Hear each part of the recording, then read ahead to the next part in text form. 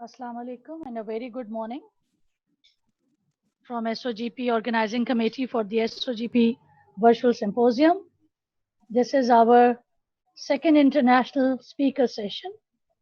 We have an August gathering of speakers and panelists today with us. Few housekeeping things to remember while we are in this webinar. We have to keep our audios and videos off. You can put the questions and answers in your chat box, which can be searched at your Zoom menu. Once the questions relevant to the talk have been put forward, they will be taken up by the moderator and panelists and put to the relevant speakers. For asking questions, if there is a pertinent question, you can also use the option of raising your hands. Your e-certificates will be sent after you submit your feedback form. I hope that all of you will enjoy the session today.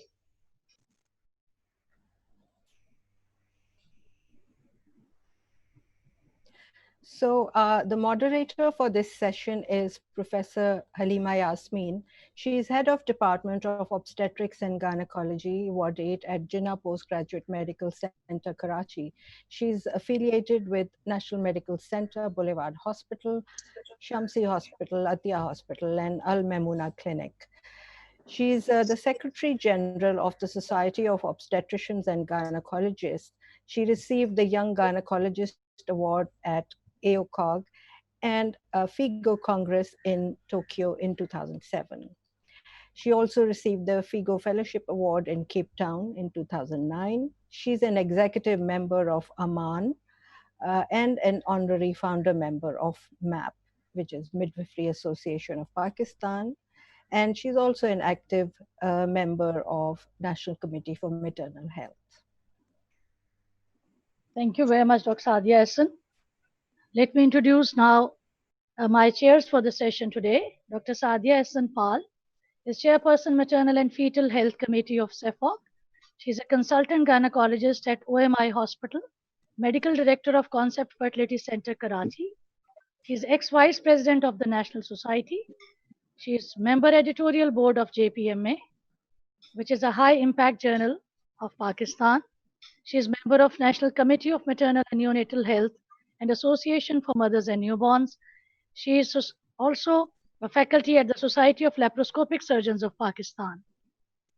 My next chair for the session is Professor Shama Monim. Professor Shama Monim is the pioneer of fetal medicine specialty in Pakistan. She is Professor of Obstetrics and Gynecology and a special interest in fetal medicine. She is currently working at South City Hospital and Jinnah Medical University. She has a diploma in fetal medicine from United Kingdom, along with a fellowship in fetal medicine from UK. She is an RCOG-RCR Advanced Scanning Certified Professional. The panel of experts today consists of Dr. Fozia Manu. She is head of OB-GYN department at Evercare Hospital, ex-head of the department at Fatma Memorial Medical College. She is member and fellow of the RCOG. She is visiting consultant at Hamid Latif Hospital, Lahore. She is a senior member of SOGP. She is a trainer and supervisor and examiner for CPSP, as well as Canadian College for Family Medicine. She conducts courses and workshops on research and also is an examiner for FCPS exams. She has numerous publications in recognized journals on her credit. The next panelist is Dr. Professor Abira Chaudhry. She is head of obstetrics and gynecology at Pak Emirates Military Hospital, Rawalpindi. She is director of postgraduate gynae training program at Armed Forces Postgraduate Medical Institute. She is convener of examiner at CPSP. She is paper setter of undergraduate and postgraduate medical colleges. Dr. Abira is also awarded the Tamgha Imtiaz by military. She has 31 years of experience in armed forces. Next panelist is Professor Rehana Rahim. She is an MRCOG FRCOG. She is senior member of SOGP. Currently, she is secretary of academic board of SOGP. She works in the capacity of head of the department at MTI Lady Reading Hospital, Peshawar. After introduction of the panelists, Now, let me introduce the first speaker for the session today. Our first speaker for the session is Professor Mansoor Raza Mirza from Copenhagen University Hospital. He is Medical Director of Nordic Society of Gynecological Oncology. He is Chair-elect, European Network of Gynecological Trial Groups. His Executive Group at Gynecological Cancer Intergroup. He is the Faculty of European Society of Medical Oncology and International Gynecological Cancer Society. He is a faculty of European Society of Gynecological Oncology as well. He is currently working as the core faculty of European School of Oncology, and as I told earlier, working as chief medical oncologist at Copenhagen University Hospital. He is going to talk about the updates in endometrial cancer with us today. Professor Mirza for his talk.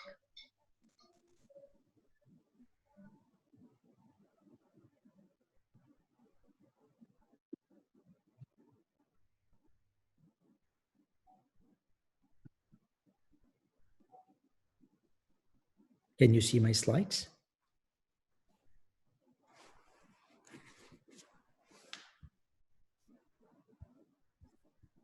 I'm not sure if you can hear me. We can see and hear. Oh, great, thanks. And thanks again to everyone for inviting me to such a prestigious meeting. And thanks, Dr. Sadia Pal, for your kind invitation. I'm clinical oncologist in Copenhagen University Hospital, and I was asked to talk about management of endometrial cancer, the new developments. As I'm clinical oncologist, I will just touch a little bit on surgery. Mostly my talk is on non-surgical treatment. These are my disclosures.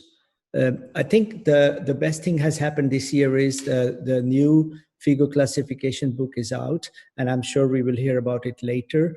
The great thing is that the molecular classification is added in endometrial cancer, which was extremely important. And we have been working to update our guidelines in European Society of Gynecological Oncology, Radiation Therapy, and Pathologists, the ESP. So we have this is not published yet. It is about to be published, but we have finalized our guidelines of the management of patients with endometrial carcinoma, and where we have made the risk group according to if molecular classification is not available and if molecular classification is known.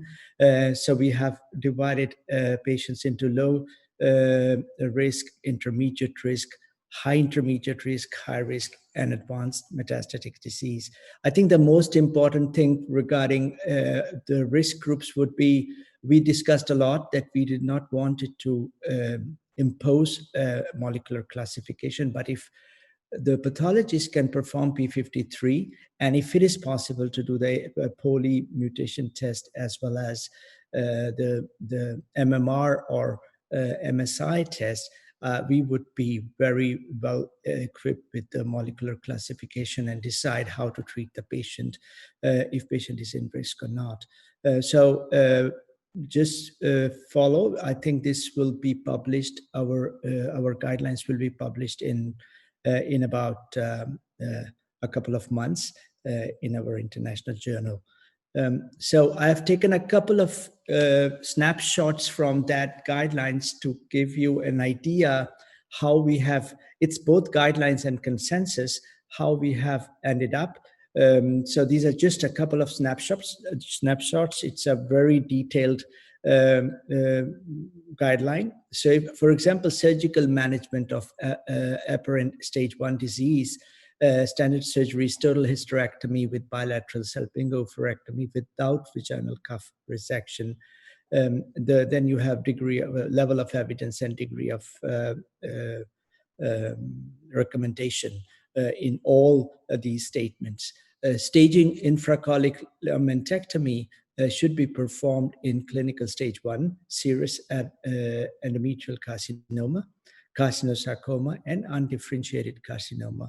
We discussed and agreed that it can be omitted in clear cell and endometrioid carcinomas in stage 1 disease.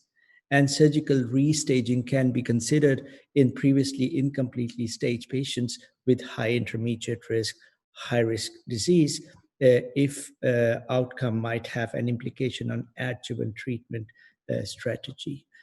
For the lymph node staging, this is a very comprehensive chapter and guidelines. So sentinel node biopsy can be considered for staging purposes in patients with low risk, intermediate risk disease. It can be omitted in cases without myometrial invasion. Systemic lymphadenectomy is not recommended in this group. Then surgical lymph node staging should be performed in patients with high intermediate risk, high risk disease. When you're doing systemic lymphadenectomy, pelvic and para-aortic infrarenal lymphadenectomy is suggested. Presence of both macro and micrometastasis is regarded as a metastatic involvement, and if pelvic lymph node involvement is found intraoperatively, further systemic pelvic lymphadenectomy should be omitted. However, debulking of enlarged lymph nodes and para-aortic staging can be considered.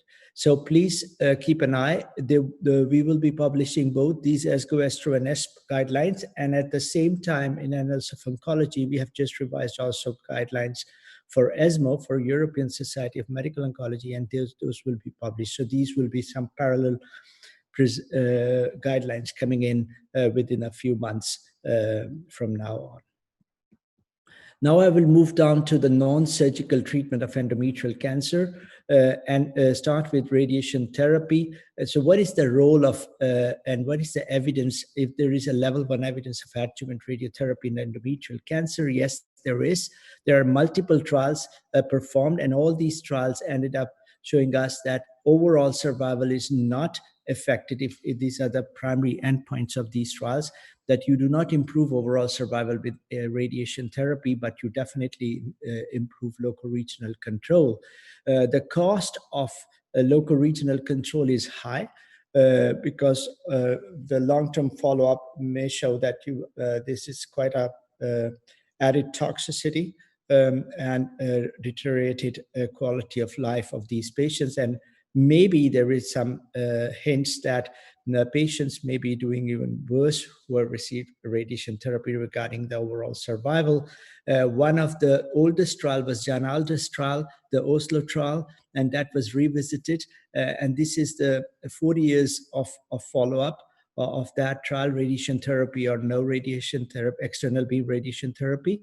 And you can see that patients who were under 60 years of age at the time of the treatment, who could had 40 years of follow-up, the patient the radiation therapy is not improving survival. On the contrary, and the rate of secondary malignancies is almost doubled. These are some things you have to keep in mind when you are trying to plan treatment for the patients. How aggressive you want to be, what are the consequences we may see in these patients. So from now, I will go down to systemic therapy and start with the adjuvant chemotherapy and adjuvant endocrine therapy. And after that, we will take the systemic therapy for advanced disease.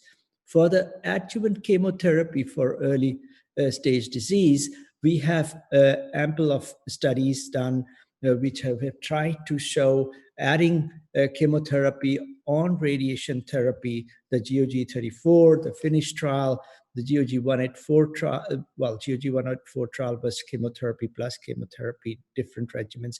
All these trials were negative. They did not show any improvement in PFS, in progression-free or overall survival by adding chemotherapy to radiation therapy.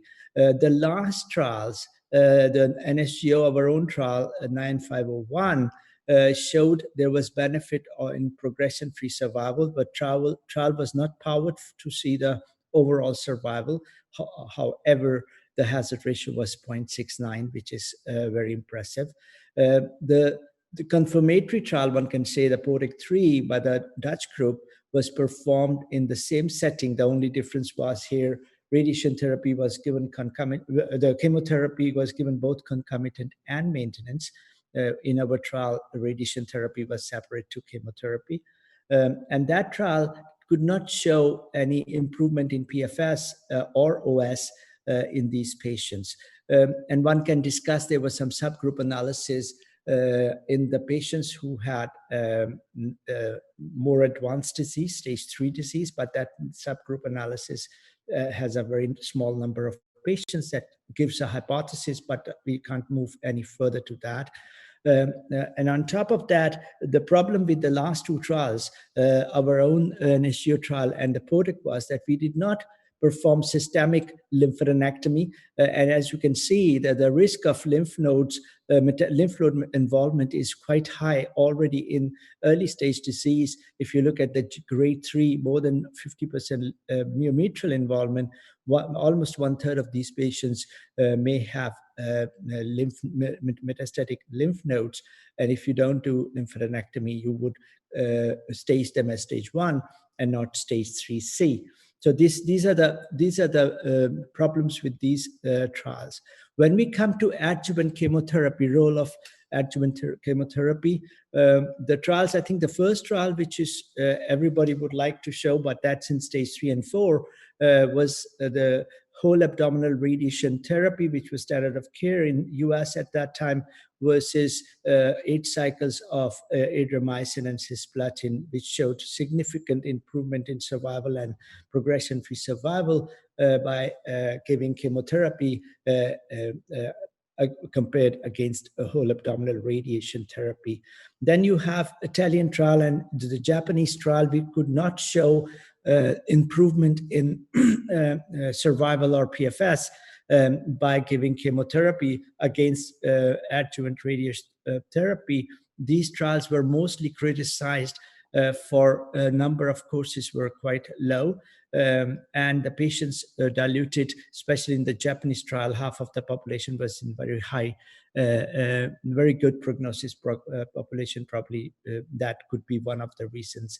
And then GOG did the trial, which was presented recently, a few years ago, at SGO. It's not published yet, which showed that there was no difference in PFS or OS if you do either a radiation therapy, which was standard of care arm, versus 3 cycles of carboplatin paclitaxel.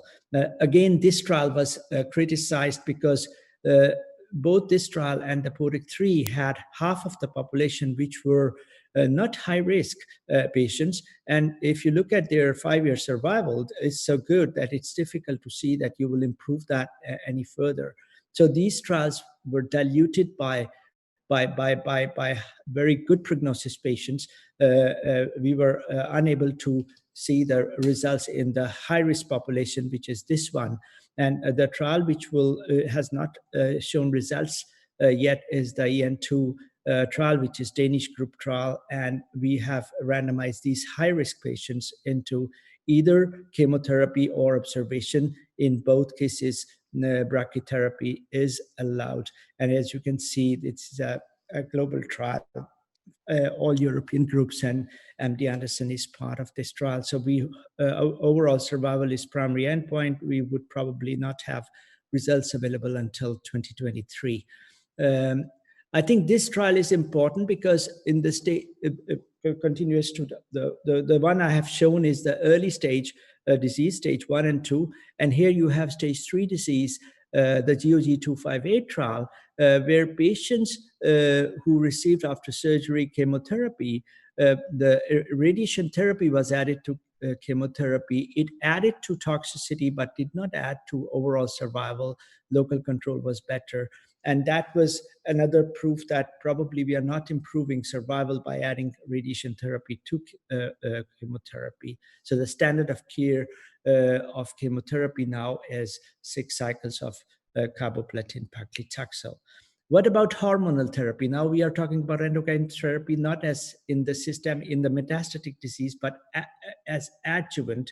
And there is enough data available that adjuvant hormonal therapy has not proven of any benefit.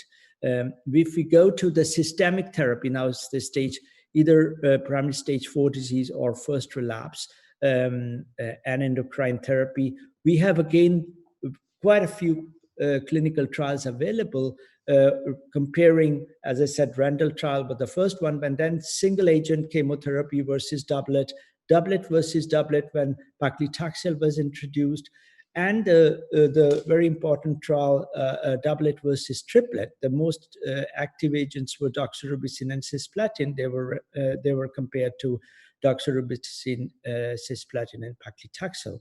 That trial showed significant benefit of triplet, but it was too toxic and it was not accepted by community to be a standard of care. And that's why the GOG 209 trial, which is just published this 2 weeks ago, after all, which has compared the triplet to the modern regimen of carboplatin paclitaxel. It was a non-inferiority trial, and it showed that carboplatin taxol was equally effective to the triplet, but much less toxic. So again, the chemotherapy, standard chemotherapy, has become carboplatin paclitaxel.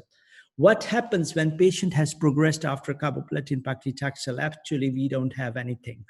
All what we do is we try to treat them as it is in ovarian cancer, but the responses are quite pathetic, and we have not reached anything there with conventional chemotherapy, and hormonal therapy has not shown any wow benefit in these patients, even in the endocrine, the hormone receptor positive disease. As you can see, the trials are, there are not any much randomized trials, so these are level of evidence which is quite low in all these statements we have made in the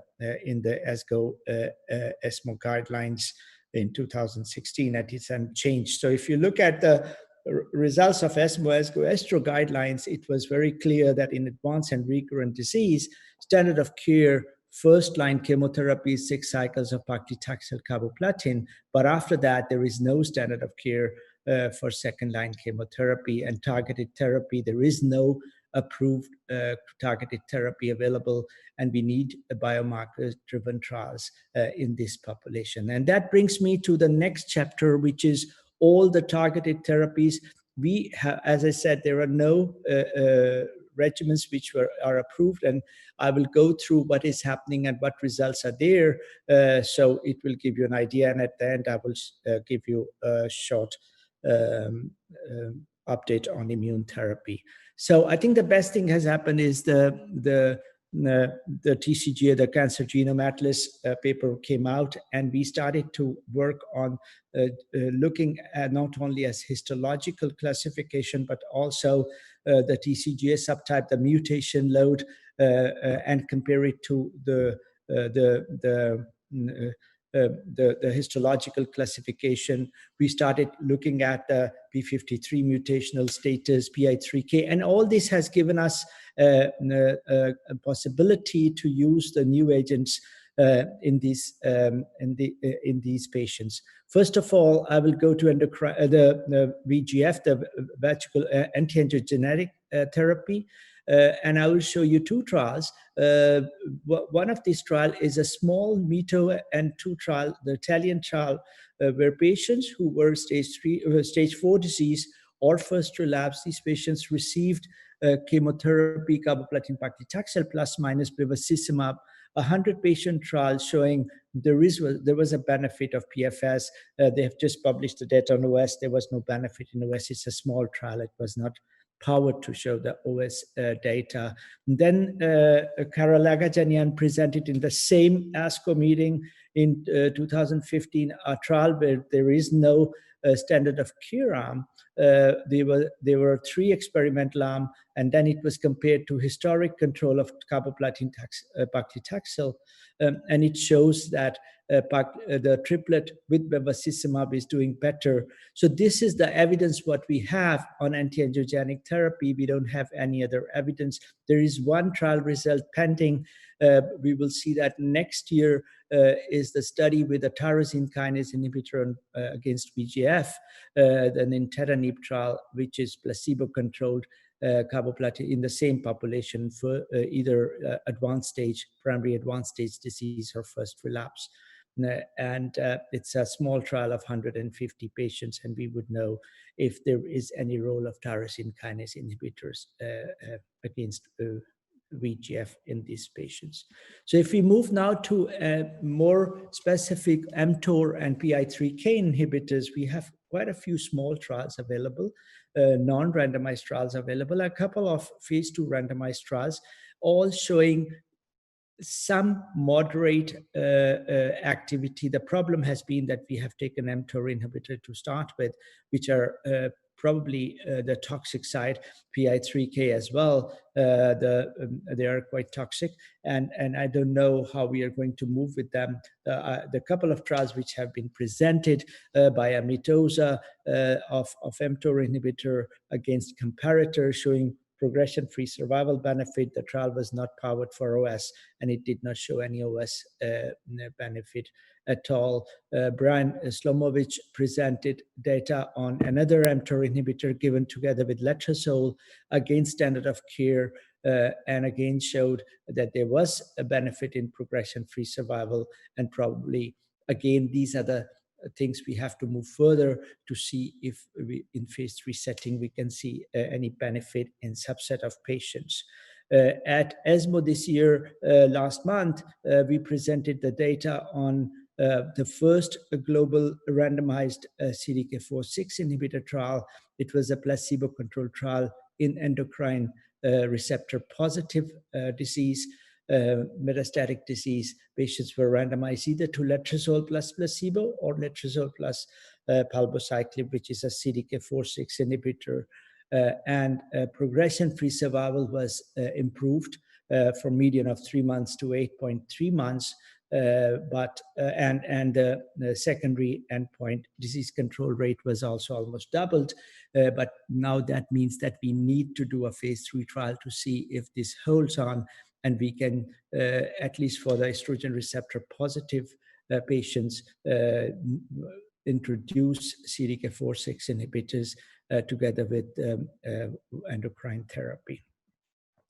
Another very interesting pathway is being selected. This is first-in-class drug called selinexor. It's an oral selective inhibitor of nuclear export. What happens is that all the time in our cells, the good genes like our retinoblastoma gene or P53 or IKB, these genes go out of nucleus to cytoplasm and come back. And cancer cells won't let them come back, they block it. Here, this drug exploitin stop the transport of these good genes from nucleus to cytoplasm. So they stay in the nucleus and do the programmed cell death. And phase 3 trial is ongoing, which is led by our Belgian colleagues in Europe, and GOG US and Canada is also participating. So this is the first trial. It's a pure maintenance trial after carboplatin paclitaxel chemotherapy. Probably we will see results by 21 or 22 and see if there is improvement in outcome of our patients. At the end, I would like to go to immune checkpoint inhibitors. I think this is the area in gynecologic oncology, endometrial cancer, where checkpoint inhibitors have completely revolutionized our thoughts. And the reason again is that the Cancer Genome Atlas data, which has given us a new way to look at our patients, not histologically, but very highly ultra mutated, the polymutated or MSI hypermutated patients, or MMR deficient, the mismatch repair deficient patients. These are the patients which will be highly responsive to immune therapeutic agents, checkpoint inhibitors. And then you have so-called cold tumors, copy number low and copy number high, and there probably you would need some other strategies to combine immune therapy with other agents. If you look at the hot tumors, the poly and ultra mutated, these are the patients who are deficient, MMR deficient. The one on the left side, this is the largest trial in these patients. It's a non-randomized trial, the Garnet study. The updated data was presented last month, showing that 45% of the patients will respond to this treatment. Remember, these responses in immune therapy are long-term responses. These patients really When you see responses of immune therapy, it can be a very long-term responses. The tail is quite thick and quite prolonged, and that is impressive. So probably we are going to see these very positive data available.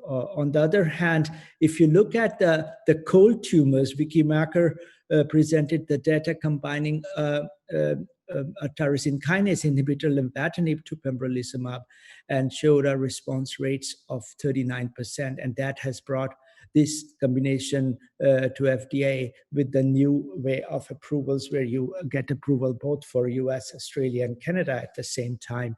And that the combination is approved, and it will be approved in Europe by EMA as well by end of the year. So we have already the data on non-randomized trials, and that has bring us to multiple trials, the randomized trials, phase 3 trials running at the moment. None of these have finished recruitment. And these are asking basically 3 major questions. In the locally advanced and in first relapse disease, if we can add PD1 or PD-L1 checkpoint inhibitor to chemotherapy and improve the survival, that's one. That's the 3 trials, the Ruby trial, a 10 trial, and an AG trial. And then there is a question if we can completely remove chemotherapy, and this trial is comparing chemotherapy versus pembrolizumab and lenvatinib, the ARGO Austria trial. And the last trial is very interesting, run by GOG, where you are giving concomitant PD-L1 on top of chemotherapy, and at end of chemotherapy adding a PARP inhibitor as maintenance. So you can see that these trials with about 4,000 patients altogether, there's one more trial with pembrolizumab in early stage high-risk group. These trials will be answering the question if immune therapy is going to be standard of care for our patients. And remember, if you have responses on immune therapy, they are durable responses. So in conclusion, I would say surgery is the main treatment modality for early stage endometrial cancer. Radiotherapy can improve local control at the cost of excessive toxicity. However, radiotherapy does not improve survival. Chemotherapy is beneficial in advanced and metastatic endometrial cancer. We still have to see the role of chemotherapy in early stage disease. Novel agents are being widely tested in endometrial cancer. Immune therapy seems to have definite place in the management of endometrial cancer, both as single agent or in combination with other targeted agents. But we have to improve our management. Endometrial cancer management has to be improved. Thank you, and that's it. Thank you. Thank you very much, Dr. Mansoor Raza Mirza, for bringing in the concept of angiogenic inhibitors and immune modulators. Let me now introduce the second speaker for the session today, Dr. Lubna Pal. Dr. Lubna Pal works at Yale University. Dr. Lubna is a very senior member of SOGP as well, who is currently working abroad, and she is a great speaker. She is currently working as a vice chair of education at Yale University with special interest in reproductive endocrinology, polycystic ovarian syndrome, and subfertility endocrinology treatment. Dr. Lubna Pal is going to talk about recurrent pregnancy losses. Thank you so much, Halima. Assalamu alaikum. My video is switched off from your end. We can hear you and we can see you. Oh, you can see me? Okay, because I'm getting it. Thank you so much. So, assalamu alaikum ji, what a pleasure to join you all. Thank you to SOGP for this privilege. I was asked to speak on recurrent pregnancy loss. I wish I could start by saying I have as much of evidence-based data as our past speaker. Dr. Mirza, that was an excellent talk. I don't have any disclosures. I'm getting these pop-ups at my end. And I'm having trouble advancing slides, guys. Okay. So I'm hoping over the next 20 minutes or so, I'm going to go over sort of the paradigm shift in terminology in recurrent pregnancy loss, put into perspective prognosis for patients with RPL, touch upon the pathophysiology.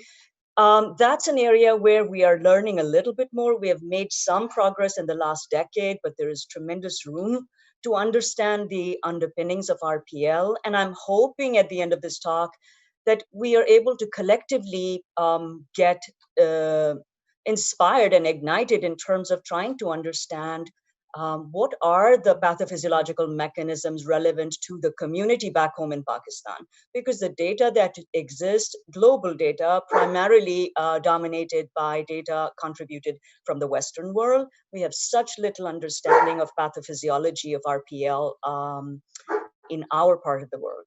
And then we'll talk about individualized workup and focus on evidence-based management. My apologies, my dog is here and it's early in the morning, so he is seeing something outside. So nothing to disclose.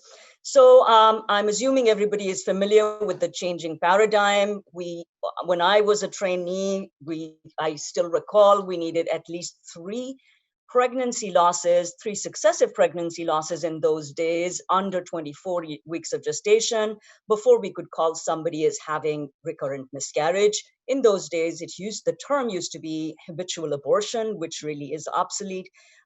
It's completely gone now. So the most recent nomenclature we're working with is sort of shaped by the ESHRE 2017 guidelines that were published in 2018. ASRM, American Society for Reproductive Medicine, considered the existing guidelines in 2019 and sort of stayed with the ESHRE paradigm. I would want to bring to your attention that pregnancy now under the ESHRE guidelines, a positive pregnancy test, whether urine-based or serum-based, is enough to qualify as a pregnancy.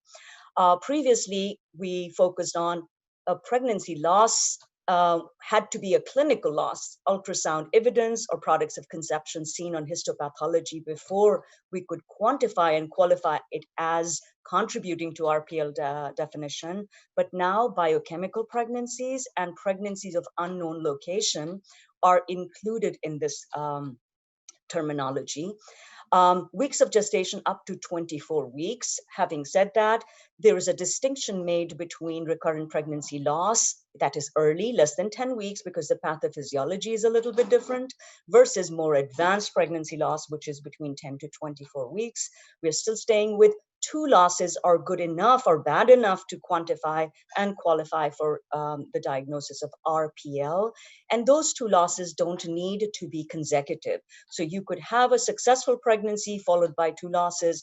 You could have a loss, a successful pregnancy and another loss. So consecutive or non-consecutive losses should be considered in trying to understand which patient needs evaluation for this diagnosis of recurrent pregnancy loss, recognizing that the psychological burden, the emotional burden, the societal burden, and the financial burden of evaluation really is shared by the community. So we want to be sensitive and preemptive and start our evaluation much sooner than we used to in the past. Why did we sort of, the net that was thrown for this diagnosis, why has it included biochemical losses, is the realization that any loss, be it biochemical, be it clinical, has some prognostic implication for a subsequent pregnancy. And these are all observational study-based understandings. No RCTs are here to guide us, but observational data seem to suggest that every loss, be it biochemical, be it clinical, be it pregnancy of unknown location, but much less so with the PULs, reduces the likelihood of successful live birth in a subsequent pregnancy by anything from 9 to 11%. So based on this observational body of data, was the consideration that biochemical losses should also be included in the terminology of recurrent pregnancy loss. So how common is this entity? So I'm talking about an uncommon scenario. RPL affects about 1 to 2% of couples getting pregnant experience enough losses to meet the criteria for recurrent pregnancy loss.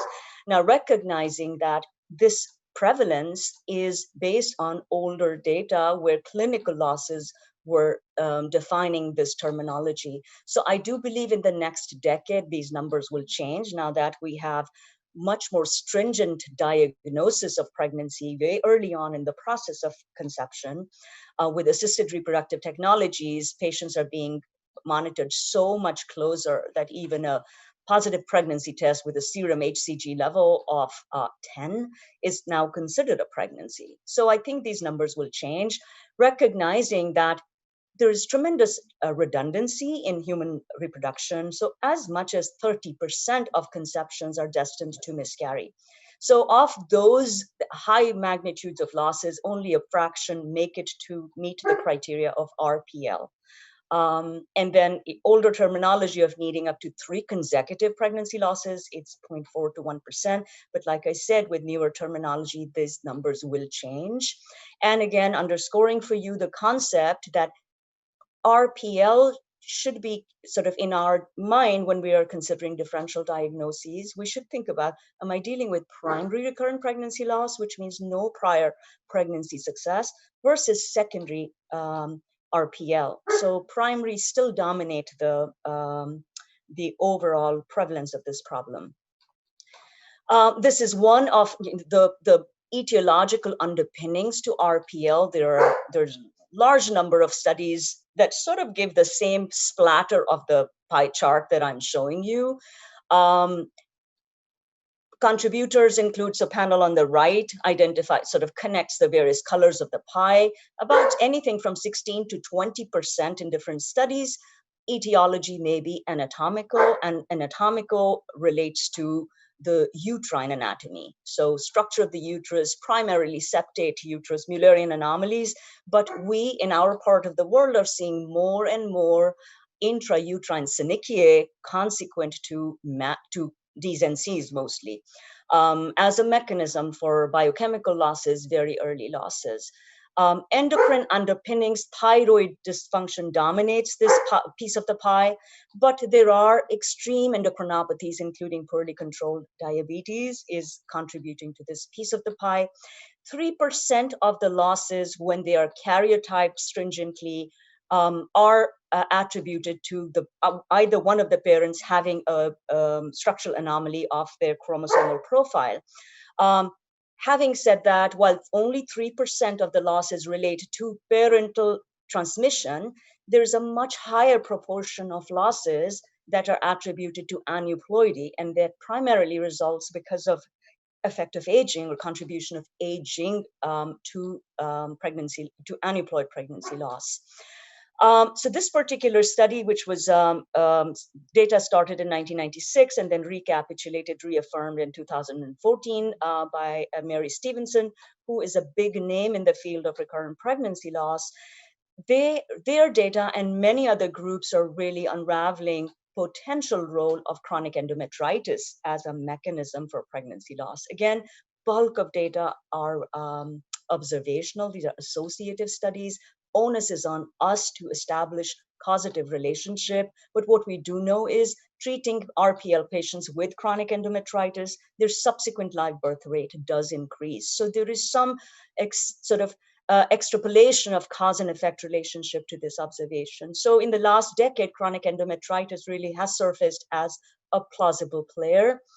The orange piece of the pie, autoimmune mechanisms as a contributor to RPL, probably dominating in this is the antiphospholipid antibody syndrome, which is again in the spectrum of autoimmunity. It is a dominant disorder affecting women way more than men in the population. And the association of APLS with pregnancy loss relates to diagnosis of APLS in the mom and not the father thus far.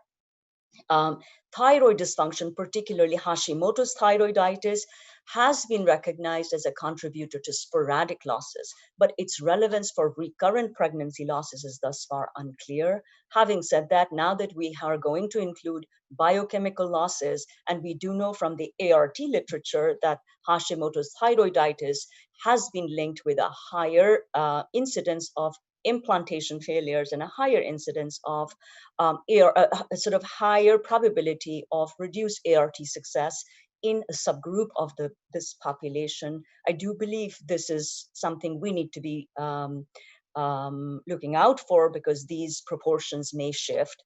And then the biggest category, which really is the shrinking category, is that of idiopathic or unexplained. So more and more now, we are trying to understand, with the tools that are becoming available to us, much more refined comb to see through the genetics, the genome of the products of conception. I anticipate, and we anticipate, that this is a category that will shrink. There's a lot of effort going on using whole exome sequencing to really try and comb through the genome of the products to identify. It may not just be the genome, it may be the epigenome that may translate into propensity for loss. So I think in the next decade, there will be a breakthrough in our understanding, and this particular piece of the pie we will be carving a few more pieces in this pie. So quickly moving on to what we do know as reliable underpinnings to predisposition to RPL. One is anatomical factors, and as I mentioned, Mullerian anomalies, developmental anomalies are a recognized contributor to predisposition to recurrent pregnancy loss. Almost 2 to 40% of RPL cases, when you evaluate them, may have one of the spectrum that is shown on the right side of Mullerian anomalies. It could be as subtle as an arcuate uterus. It could be as robust and profound as any of the anomalies that I'm showing on the right. So the uterus didelphus, the bicornus bicollis, they have really been tied more with preterm birth rather than RPL. It's the septum. It's the septate uterus that has been linked with recurrent pregnancy loss predisposition, length of the septum, and now with the 3D ultrasound as well as MRI imaging, some understanding that maybe not just the length of the septum, but maybe the width of the septum may also be relevant. Accruing data, when I was a student, arcuate uterus was really defined as a variant of normal. Observational data seem to suggest that arcuate uterus may not be entirely benign, because preterm birth is a little bit higher. Second trimester losses are a little bit higher in patients with the arcuate anomaly. As I had mentioned earlier, in our part of the world, intrauterine syncytiae are increasingly becoming apparent in patients with biochemical losses. This is a patient I operated upon on Friday. Panel on the left is a sonohistogram that really raises concerns. This patient had 2 first trimester losses, both managed with a DNC, and now is interested in getting pregnant and has developed secondary infertility. Sonohistogram raises suspicion for intrauterine focal pathology, and a panel on the right, hysteroscopy, she had severe Asherman syndrome, and you can almost see this hole is leading to the fundal area. The rest of it is all obscured. We were able to take down about 90% of the adhesions. She's going to require 1 more procedure. And I do anticipate her uterine cavity will be normalized, but she is at risk for placentation problems, placenta accreta, increta, percreta. So intrauterine syncytia, there may be an iatrogenic component to this category. So we as OBs and gynecologists should really be vigilant about which are the patients where surgery is really indicated for evacuation of products versus which are the patients, if we can safely manage medical losses medically, we may be helping the patients and reducing the risk for intrauterine iatrogenic pathology. Moving on to parental chromosomal structural anomalies, this is only 3% of the piece of the pie was contributing to RPL, and this is parental-driven contribution to creation of unbalanced products of conception. So 3 to 5% of patients with RPL, when the parents are evaluated karyotypically, they're carrying inversions or translocations. The green top guideline from RCOG, it's 9 years old already. Excellent review of this particular topic.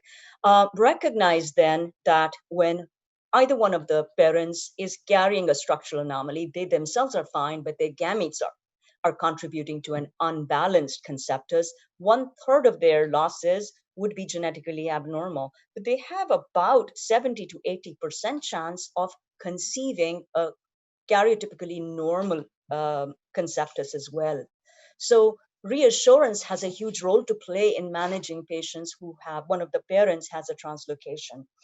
Provided time is on their side, provided they're not emotionally devastated, there is data seen to support expectant management has a role in this, in managing of this patient population, provided they can sustain the angst, because the incidence of pregnancy loss is much higher in this population.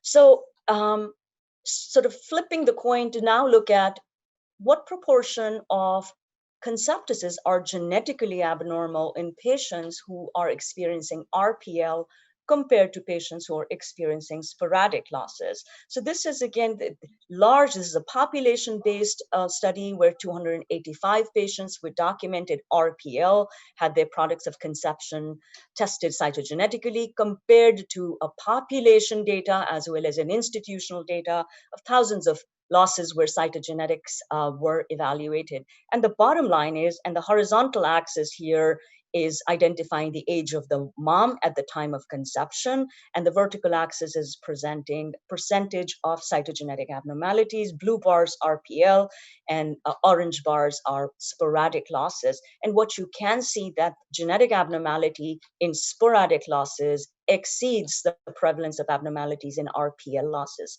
So karyotypic abnormality is not a dominant contributor to recurrent pregnancy loss. Having said that, you can also see the bars are rising as you go from a younger age group to an older age group. So aging itself is a contributor to cytogenetic abnormalities. So if a 40-year-old is having RPL, probability that she may have karyotypic abnormality of products just by virtue of chance related to her age is high. So place that concept in the context. So RPL patients do not have a higher predisposition to aneuploid losses in comparison to sporadic losses. I think that's the message going. Endocrine factors, I had mentioned already. Multiple things have been looked at, have been tied into sporadic losses, but relationship to RPL, really thyroid disorders have some soft relationship, and it's Hashimoto's thyroiditis that we need to be on the lookout for. As I had mentioned, now that we are including biochemical losses, these paradigms may shift, but as of now, our understanding is optimize general health, optimize endocrine milieu in patients who are experiencing RPL. In terms of the immunological conditions and their relationship to recurrent pregnancy loss, the prototype really is the antiphospholipid antibody syndrome. APL antibodies are identifiable in up to 15% of patients with RPL versus less than 2% in the low-risk population of women.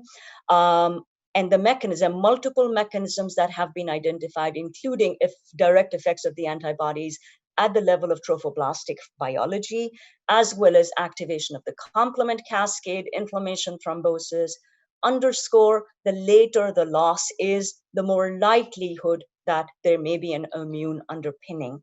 Also likelihood that there may be a thrombotic tendency. So antiphospholipid antibody syndrome has been linked with early losses as well as late losses, but much more so late losses. So 6 weeks loss, 7 weeks loss, unlikely to be APLS compared to a 9, 10, 11, 12 weeks loss or plus. I've already talked about Hashimoto's. Its relevance may become clearer in the context of biochemical losses. Switching gears to thrombophilias, so predisposition to clot, abnormal clotting, recognizing placentation is dependent on neovascularization. So blood vessels are being created. There is low pressure flow in the maternal villi, in the maternal lacunae. So when slowing of flow happens and there is a predisposition to clotting, thrombosis can happen. Factor V Leiden has been linked with early losses, much more so with late losses. Odds ratio is almost 8-fold. Prothrombin G mutation, APC resistance, and protein S. These are the things that have been linked with RPL. so these are forest plots for some systematic reviews, and the red boxes really define relationship with before 13 weeks loss, as well as for factor V Leiden, as well as prothrombin G mutations. But it's not just for before 13 weeks loss. These thrombophilias have been linked with losses at all stages, and that's what these circles are representing. So large body of data support the relevance of thrombophilias as an underpinning to RPL in the appropriate clinical scenario. So in a patient who is asymptomatic, no family history, who's having very early losses, maybe screening for thrombophilia is not the first line of management approach or evaluation approach. But if you are having later losses and you're looking at the placental pathology or trophoblastic pathology, and thrombosis is evident in histopathology, think about thrombophilias as a mechanism. And recognize also that not all forms of thrombophilia lead to RPL. So panel on the right are the thrombophilias that have been linked with RPL, with, beg your pardon, whereas panel on the left, larger chunk of thrombophilias, while they do exist, they've not been substantiated to be linked with recurrent pregnancy loss. And as far as the ESHRAE's 2017 guidelines are concerned, the suggestion is not to screen for hereditary thrombophilias unless in the context of research or when there are only in the event when there are additional risk factors. Recognized family history should be included in risk factor evaluation. Switching on to lifestyle and recurrent pregnancy loss, plenty of robust observational data linking tobacco exposures, environmental exposures, alcohol, extremes of body mass index, and even caffeine intake with pregnancy loss. Now, I have to say, I am completely ignorant of I left Pakistan, gosh, almost 25 years ago, in terms of epidemiology, in terms of environment and shifts in environmental exposures in our population. My sense is tobacco use is still highly prevalent, and it's even secondhand tobacco exposure has been linked to predisposition for pregnancy loss. So these are areas for examination in our part of the world to try and understand what are the environmental underpinnings. Alcohol use, again, alcohol, in our part of the world, there is indigent, local production of beverages, which are completely unstandardized. What goes on in them? What toxicities do they confer for the male as well as for the female? So these are really things where data are needed and regrouping is needed, and maybe SOGP can create some national efforts for data collection for us to understand the habits that may be related to predisposition to pregnancy loss. In the last decade, a realization really has surfaced and is burgeoning now that pregnancy is a team sport. Pregnancy loss could have contributions from male as well as female. In our part of the world, but also in this part of the world, unfortunately, pregnancy loss is a burden disproportionately shouldered by women, but it really is a partner's contribution is there as well. So multiple mechanisms have been put forth where male could be contributing to the predisposition to pregnancy loss, including structural chromosomal anomalies, numerical chromosomal anomalies, and more recently, sperm DNA fragmentation, which has tremendous spectrum of underpinnings, including environmental exposures, including genetic predisposition, including occupational exposures. Stress has also been shown to be potentially relevant for DNA fragmentation. And the panel on the right relates advancing paternal age. So these are meta-analyses, a systematic review of studies that have really shown that advancing age of the father is also relevant to as an independent predictor of recurrent pregnancy loss and sporadic pregnancy loss. Advancing paternal age has also been sort of strongly associated with risk for autism. So these are, I think, we as a community really need to understand, and one would assume, again, I'm completely assuming here, that the age of the father in our part of the world may be pretty relevant to what's going on at the level of the progeny, given that older men continue to attempt to procreate with more than one partner. So this is an area of exploration at our end. So evaluation of pregnancy loss, and I've already touched upon the mechanisms. So one needs to pause, reflect, what am I dealing with? And that has to be based on thorough evaluation of the patient's history, including the family history, evaluation of her losses. How early are the losses? Do I have data in terms of histology? What am I dealing with? Immunological evaluations, really APLS is what we are focusing on. Anatomical evaluation is the intrauterine anatomy that we focus on, hysteroscopy, sonohistogram, MRI. Endometrial pathology, ruling out chronic endometritis, which is now we understand seems to have a relevance. Endocrine evaluation, we don't have to throw a huge net. We need to think about being cost effective. Thyroid assessment, glycemic profile in the appropriate clinical setting. We should focus on getting a detailed history on lifestyle. Genetics, we're talking about genetics of the products, and we're talking about genetics of the parents contributing to those products. So those are the two concepts that I'll touch upon a little bit more. Thrombophilia screening, we don't have to do that unless we are dealing with late losses or a woman, or histological evidence of clots, sort of thrombosis of vessels in the villi. Sperm DNA fragmentation in our part of the world, there are evaluations going on right now. Recommendations are only in the research setting. Think about that possibility.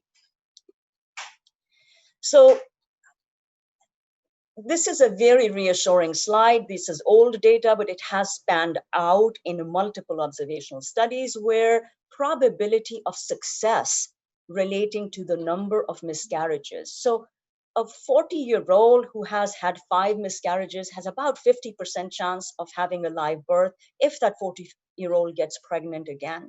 I mean, that's a profoundly reassuring number. 30-year-old has about a 70% chance or more of achieving a live birth even after 5 losses. So reassurance has a huge therapeutic role in management of patients with recurrent pregnancy loss.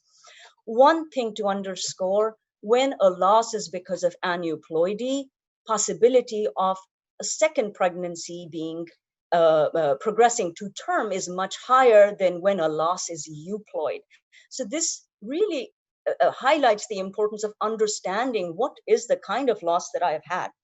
So in our part of the world, first loss happens, so a second loss happens, we aim to send products of conception for karyotyping to try and understand, should I do a blanket assessment of this patient by doing such expensive studies, or should I really just karyotype the products? And if they're abnormal, I don't need to go on a wild goose chase in terms of doing all this extensive screening on the patient. I would reassure the couple that this is aneuploid. But a euploid miscarriage, we've got to think about other probabilities that I have talked about. So as a woman ages, her probability of aneuploid losses increases. But as in terms of number of losses any woman sustains, if she has had aneuploid losses, her chance of a subsequent normal pregnancy progressing to live birth are much higher than if she loses a genetically normal pregnancy. So managing the RPL, really a quick splatter, aspirin and heparin, gold standard of managing antiphospholipid antibody syndrome. You start roundabout documentation of a viable pregnancy. Patients who have been started even after an embryo transfer in an IVF, that is completely okay. So whether you wait till a fetal heartbeat or whether you start with a positive pregnancy test, it doesn't matter. Therapeutic efficacy is well described. You can reduce the incidence of loss by about 50% with this therapy. In terms of anatomical abnormalities, you correct the anatomy if possible. In our part of the world, gestational surrogacy is being utilized for managing RPL in the setting of gross distortions of uterine anatomy. Normalize the thyroid, normalize glycemia. Progesterone really has surfaced again in the last probably 2 to 3 years. More and more data coming out about therapeutic efficacy of progesterone supplementation, and it's really natural progesterone, which has been, most of the studies are supporting that. Micronized progesterone, starting in the luteal phase of the cycle. So don't wait till the positive pregnancy test before starting progesterone, start in the luteal phase of the cycle to reduce the likelihood of loss, sporadic loss, as well as recurrent pregnancy loss. Tender loving care has multiple studies have shown importance and therapeutic efficacy of just support. So I already showed you such great likelihood of subsequent pregnancy progressing to term to live birth already exists. So if we can offer reassurance to this population, even doing nothing else, as long as we have ruled out other contributors, likelihood of improving quality of life for that woman in pregnancy and achieving success is pretty high. Genetics, if either of the parents is a carrier of a translocation or a structural anomaly, they do have a background probability of conceiving spontaneously with a normal, genetically normal conceptus. Expectant management is possible, but IVF with genetic testing does have a place, and in our part of the world, donor gametes. So I'd mentioned to you, whole exome sequencing is the burgeoning frontier in trying to understand what other contributors exist, modify your lifestyle. I'm not going to go through this. Some data about luteal starter vaginal micronized progesterone improving live birth in women with recurrent pregnancy loss. APLS, so heparin aspirin does not work in any condition other than antiphospholipid antibody syndrome. So really no need to be treating patients who just because, but only in APLS. IVIGG, intralipids, in endometrial natural killer cells, immune profile, partners leukocyte infusion, really no role. Chronic endometritis, this is a study which really is an observational study. Essentially what it's underscoring is this top line that women who had chronic endometritis and were treated, repeat assessments showed resolution of chronic endometritis. They were followed longitudinally, had a markedly higher live birth rate compared to women who were treated but did not get resolution of chronic endometritis. In the midline is our women who did get normalization of one parameter of endometritis, but not another parameter of chronic endometritis. So treat chronic endometritis, reassess, make sure that it has been resolved for this patient population. I'd already talked about pre-implantation genetic testing, does have a role, comes at the cost, financial cost. It reduces interval to pregnancy. So older women, they may want to utilize this option. Lastly, really to mention, there is a role of embryoscopy. So we are now doing more and more of hysteroscopic evaluation of clinical miscarriages to try and identify structural anomalies. Panel on the left is one of fetoscopies, embryoscopies that I had done, where this was a loss where we could see nuchal translucency in the embryo, and eventually this was a genetically abnormal embryo. But panel on the right really identifies that even in euploid losses, patients who have recurrent pregnancy loss, many of the euploid losses are structurally abnormal. So when you have structural anomaly, you're probably looking at an epigenomic phenomena going on. But you can give closure to the couple by saying it may be genetically normal, but it really was not normal. So evaluation in our part of the world, we want to send for histopathology. We are quick to getting a karyotype because a genetically normal embryo products of conception, then you go and evaluate the rest of the things that I've talked about. If it's an abnormal karyotype, you karyotype the parents. If the parents are normal, you reassure, and then you reassess. Whereas if the parents are abnormal, they have the option of expectant management versus pre-implantation genetic testing option. They also have an option of karyotype. So take home RPL is uncommon.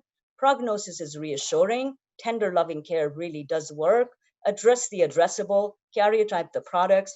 Embryoscopy is something that I would encourage gynecologists to gain comfort in it because we may have some answers going there. And with that, I really want to thank you for this opportunity. I think I've extended in my time, so sorry about that. Many thanks. Thank you very much, Professor Lubna Pal. It was a really very, very enlightening talk, and thank you very much for bringing in the newer concepts of euploidy and eploidy comparisons. Thank you. It was no doubt you took extra time, but we all thoroughly enjoyed it. Thank you very much for that. Let me introduce my next speaker for the session, Professor Jean Connery. We are glad and we are fortunate to have Dr. Jean Conry among us at this speaker session. She is currently president-elect of FIGO, past president of ACOG. She is leading the Women's Preventive Services Initiative. She has led efforts on quality and safety in maternity care through improved standards and responses in high-risk obstetrics. Dr. Conry was an obstetrician gynecologist at Kaiser Permanente. She developed the Women and Children Center, the largest obstetric delivery service in Kaiser Permanente. She is president and CEO of the Environmental Health Leadership Foundation. She is executive board member of FIGO, and she co-leads their working group on reproductive developmental and environmental health. She has received the Visionary Leadership Award from the University of California and the US House of Representatives Acknowledgement for Accomplishments in Women's Health. He is former associate clinical professor at the University of California, doctor of philosophy and biology from the University of Colorado. Madam Jean, thank you very much for joining us. Dr. Conry is going to talk about the futuristic options. How can we invest for future for health service delivery and teaching? Dr. Jean. Thank you very much. Let's see.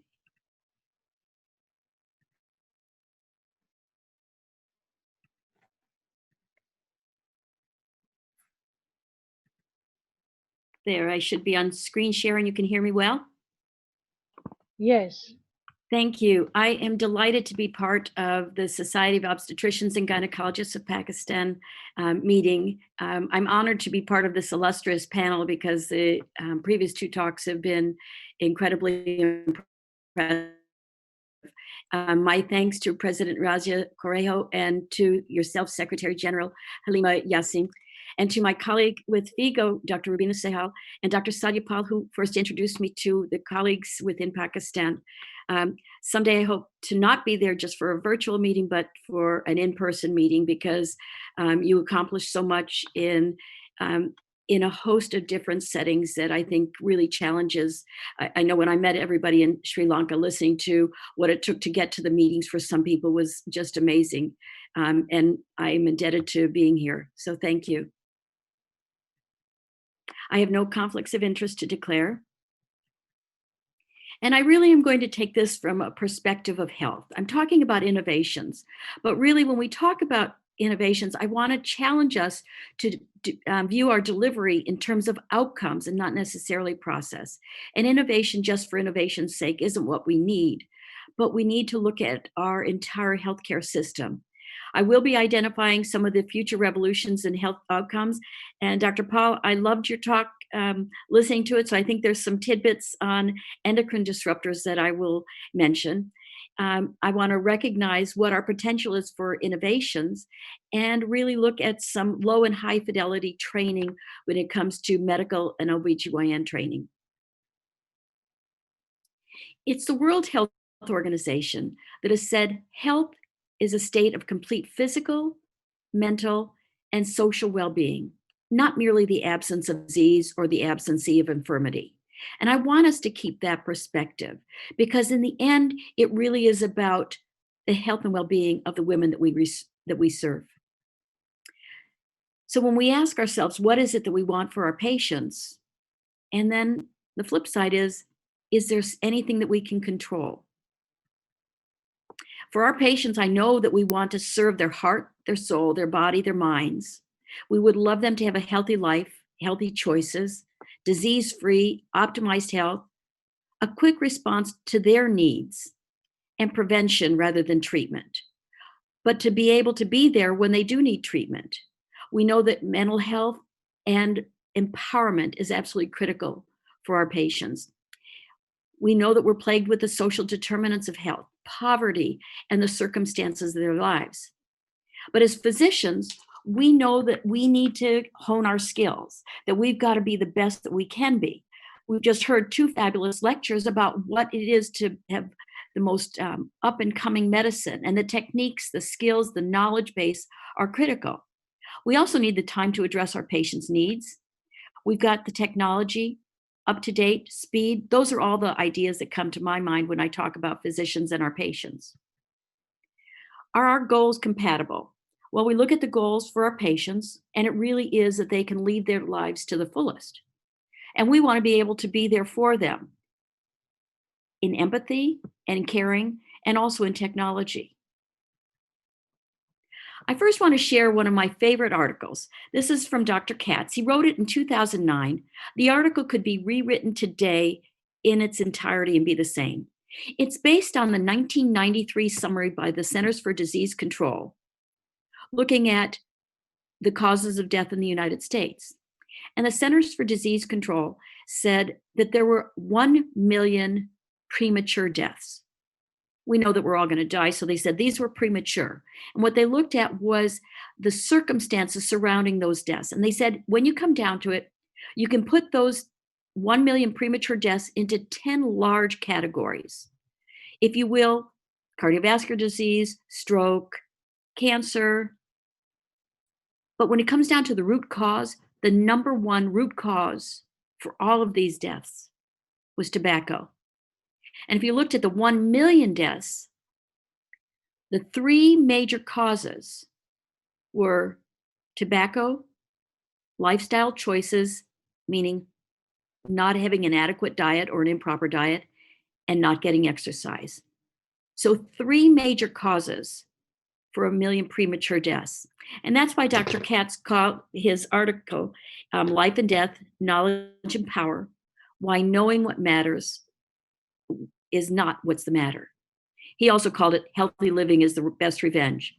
And this was published in 2009. 2013, when the CDC came out for their 20-year summary, the findings were exactly the same. And I would gather that in 2023, it will be almost the same, although who knows what the COVID major hiccup will have there. But it really, when we're talking about prolonging lives, it's on healthcare prevention. And I want to keep that in mind when I talk about innovations. So innovations, where do we go with those? Well, certainly this year has seen some of the most impactful innovations because we've been forced to. We heard about virtual meetings, virtual conferences, our webinars that we're sharing in, but we also are seeing that with our patients and telehealth. Now, this graph looks at a 60% reduction in ambulatory practice visits over just a couple of month time period. I would say that a number of those ambulatory practice visits were converted to telehealth. And in the case of Kaiser Permanente, they were video visits, a whole system to have a video visit so you're able to see your patient, speak with your patient, get information on their blood pressure, their weight, and assess their well-being. Will we be able to continue that is the most important question. Is there a need to continue televisits, and what do they offer for us? Dr. Nate DiNicola with the American College of Obstetricians and Gynecologists has a telehealth intervention group, and they've looked at some of the outcomes in obstetrics and gynecology. In this review of about 4,000 abstracts, 32,000 patients, they said particularly when it comes to what I call high-touch outcomes, they found very good success. They saw that with a telehealth intervention, there were improvements in smoking cessation and increasing breastfeeding rates. They also found that they were very effective for increasing continued use of contraception or being able to adjust contraception very effectively. And in fact, even with the high-risk obstetric group, they found that they were able to see decreased need for monitoring and no decrease in poor outcomes, meaning they were able to maintain good outcomes, but decrease the monitoring just by contacting the patient and having good follow-up. They also said, if we're looking towards the future, we could look at home tests for HPV and STDs. A patient is actually able to do some of those tests on their own. We can do telemedicine for blood pressure, weight, lifestyle, and for exercise. And for those of you who talk about pregnancy as the window to women's future health, we know that there are 5 major complications of pregnancy that predict cardiovascular disease 10, 20, and 30 years later in a woman's life. What better way than to have a video visit as a 6-month postpartum to eyeball the patient, get her blood pressure and her pulse, her weight. She can have all of those available for you, and have a discussion about her long-term health care. So there are ways to juxtapose what we've seen with COVID, learn from that, and say that these innovations are actually timely and we should continue them. We can do remote monitoring. There are now contact lenses that can be used for remote monitoring of disease states, wearable monitors, and then app-based information. There's something called the Global Innovation Index. And the Global Innovation Index really looks at the next year and the next decade to predict how we're going to be able to innovate, and particularly around healthcare choices. INSEAD and Cornell had a partnership to review the drivers of change for the next decade. And they said that there are 5 trends that will be driving the world. Number 1, the information revolution. And this information revolution goes hand in hand with broadband access. The better access we've got to internet, the better access we have to communicating with our patients effectively, and the better access we have to webinars such as this so that we're able to share information. We can harness artificial intelligence and use information how to evaluate and predict disease processes with algorithms and the like. We can have targeted treatment. We heard a great Dr. Mirza talking about targeted treatment and what that can do. We know that targeted treatment can make a difference in our patients' lives. They've also said consumerism, as much as some people listen to that and think, oh my gosh, what do I have to do here? Consumerism is actually pushing us for change because our patients are asking what we can do better for them. So listening to the patients and their needs is critical. We said I chair the Women's Preventive Services Initiative for ACOG, and that Preventive Services Initiative is listening to consumers and pushing out to consumers on what we need to do better for women's preventive health care. And then finally, many talk about healthcare business models. And that may not be something that we think about so much when we look at a healthcare system, universal healthcare. But I would say when you get very specific companies looking at models, that we will listen to that and they will be there to integrate change. At the same conference, the National Institute of Health identified what they called the emerging technologies. This was at a World Economic Forum. And they said these 10 medical breakthroughs will change the world. I think we've already heard a couple of them mentioned this today. The first 4, I would say, are a little bit beyond our area: brain mapping, Alzheimer's, spinal cord injuries, and single cell analysis. But pain management, we know, impacts OBGYN in terms of maternal mortality, in terms of maternal health, and in terms of chronic pain patients that we have. Regenerative medicine is looking at what we need to do specifically around cell care and how we prolong lives and what we can do to manage that. We've heard about cancer immunotherapy today. We've heard a lot about vaccines in the last several months. The Nobel Award went to 2 of our physicians who have been key in CRISPR and gene editing. And then we just heard about precision medicine. And I would talk about precision medicine, not just in terms of the genomics, but in terms of the exposome. We know that it is a complex relationship between genes and our environment that overall impacts our health. And until we can grasp the impact of the environment, we will not make these changes. In fact, we know when we're hearing some of these talks that we'll talk about a 3% contribution of the genes, or sometimes a 15% contribution. That means literally 85% of the contribution is not the genes. And I would hazard to guess that it is a strong evidence of impacts of the environment.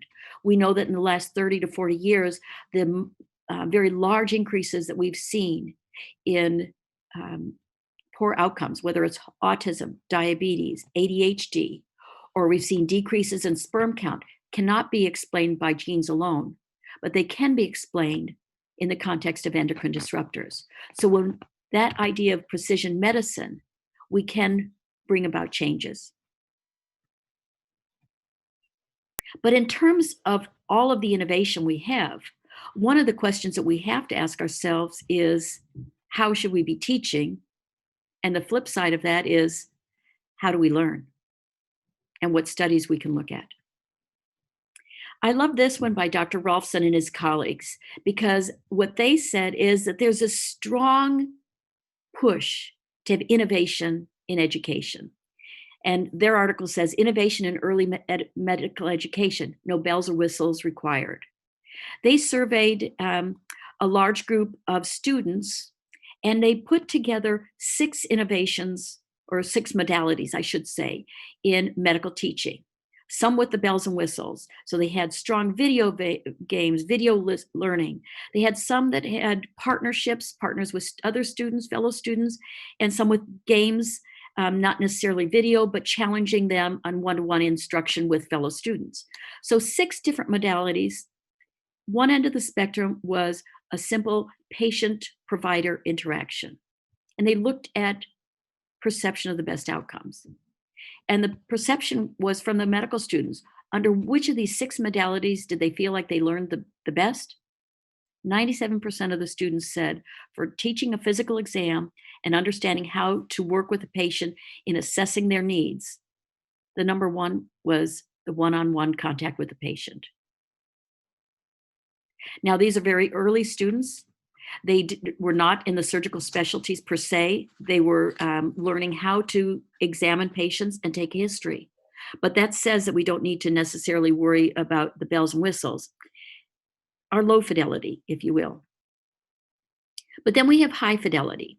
Dr. Cook and the Journal for the American Medical Association looked at students, and I think it was about 35,000 trainees who are going into various aspects of the surgical world. And they looked at those students. They reviewed 11,000 articles looking at their students, 137 studies in the end met their needs. And they said the number one was technology enhancement with simulation. They found that you could go from no intervention to the other extreme with anything that enhanced technology and simulation technique.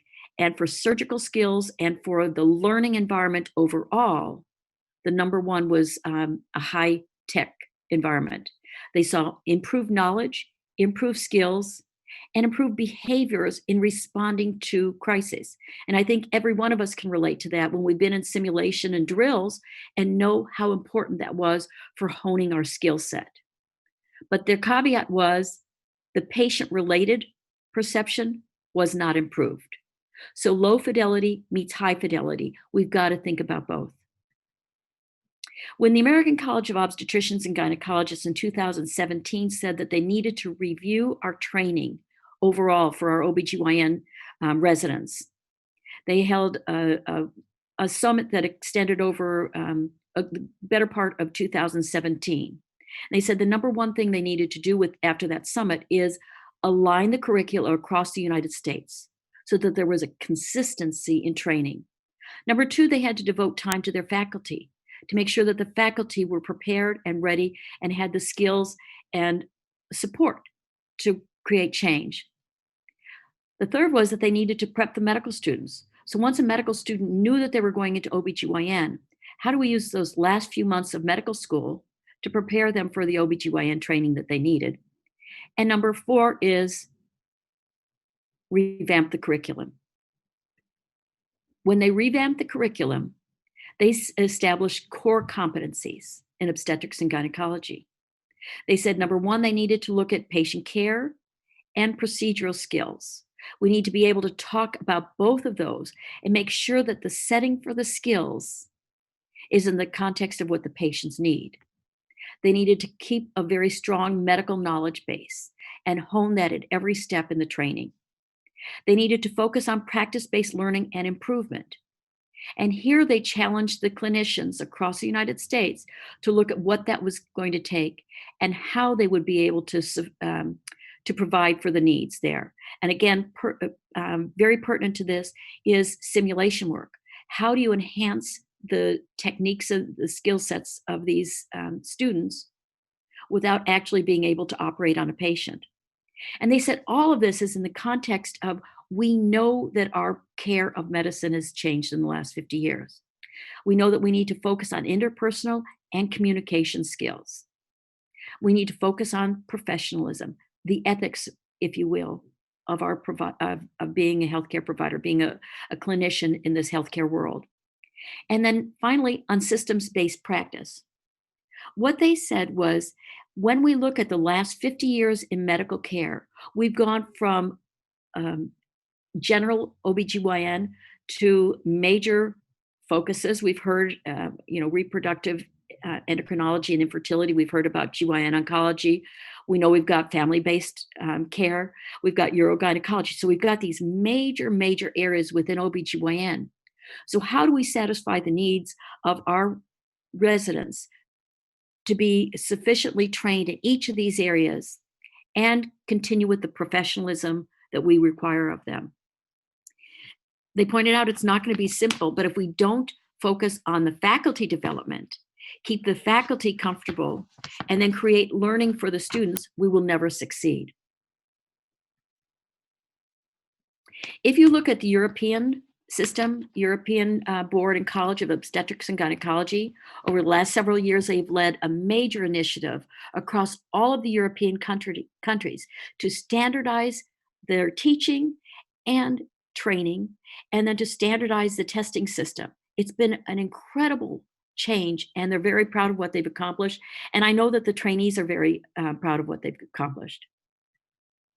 If we go and look at the Royal College outlines their competencies in a large compendium and updates those on a regular basis. So you can look at every single one of the competencies that a trainee should have from the Royal College, very much like what ACOG has done. You can go down word for word on what the competencies should be and how to assess them. After the ACOG CREOG system was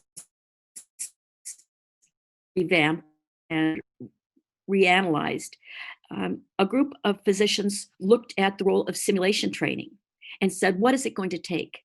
And one of the first steps, again, this is looking at both the low fidelity, that one-to-one patient interaction, and the high fidelity, a simulation training. And they said the first step that it takes is having a competent exam and feeling competent with a physical exam. They recommended what are called gynecology teaching assistants, so paid teachers. And now I think 75%, at least 75% of the medical schools have a paid teacher who's able to interact with the medical student and focus on how to perform a history and a physical exam and give them immediate feedback. It's low fidelity with a cost because you have to pay for the teaching assistants, but it's not a high-tech setup. It's one that any medical school with a small budget can accomplish.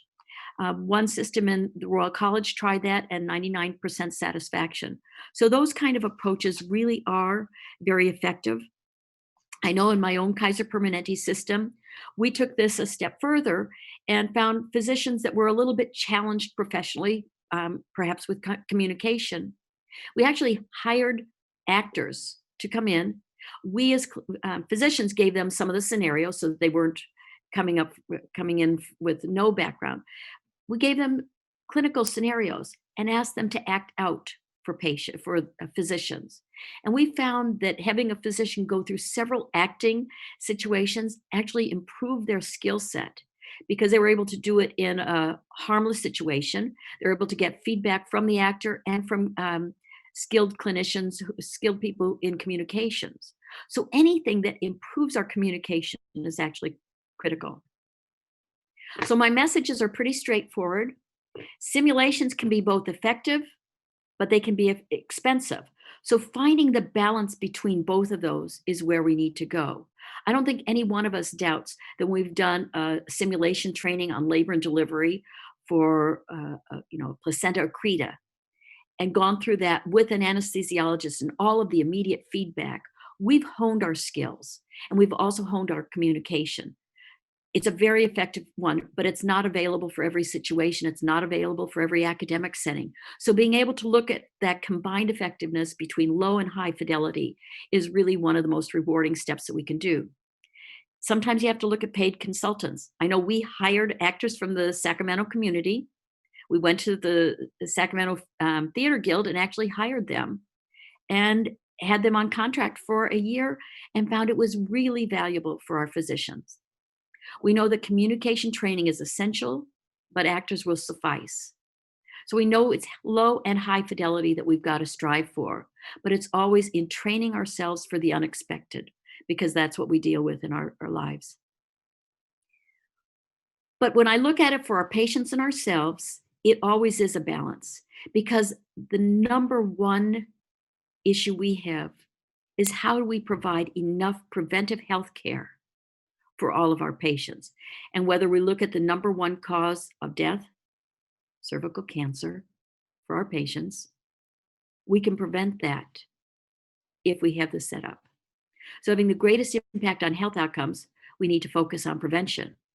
But we also have to understand how difficult it is. We've got to be collaborative, and we know that the social determinants of health can impact everything that we do. We also know that we're facing very rapid changes. So adopting changes can be challenging for each and every one of us. We've just heard 2 fabulous lectures about the changes that have been adapted, certainly just in a matter of years, about changing in response to the knowledge environment and having to change our practice. So remember what your patient needs are and what you can offer. And I would say when we're talking about the recurrent pregnancy loss, for my hat, I put on endocrine disruptors, impacting thyroid disease, impacting the immune system. So we know all of these should be part of our armamentarium. We know that when we're talking about cancer, there are 3 major areas for endocrine disruptors: cancer, immunologic systems, and thyroid. So looking at those areas, how can we bring about change? Technology is great.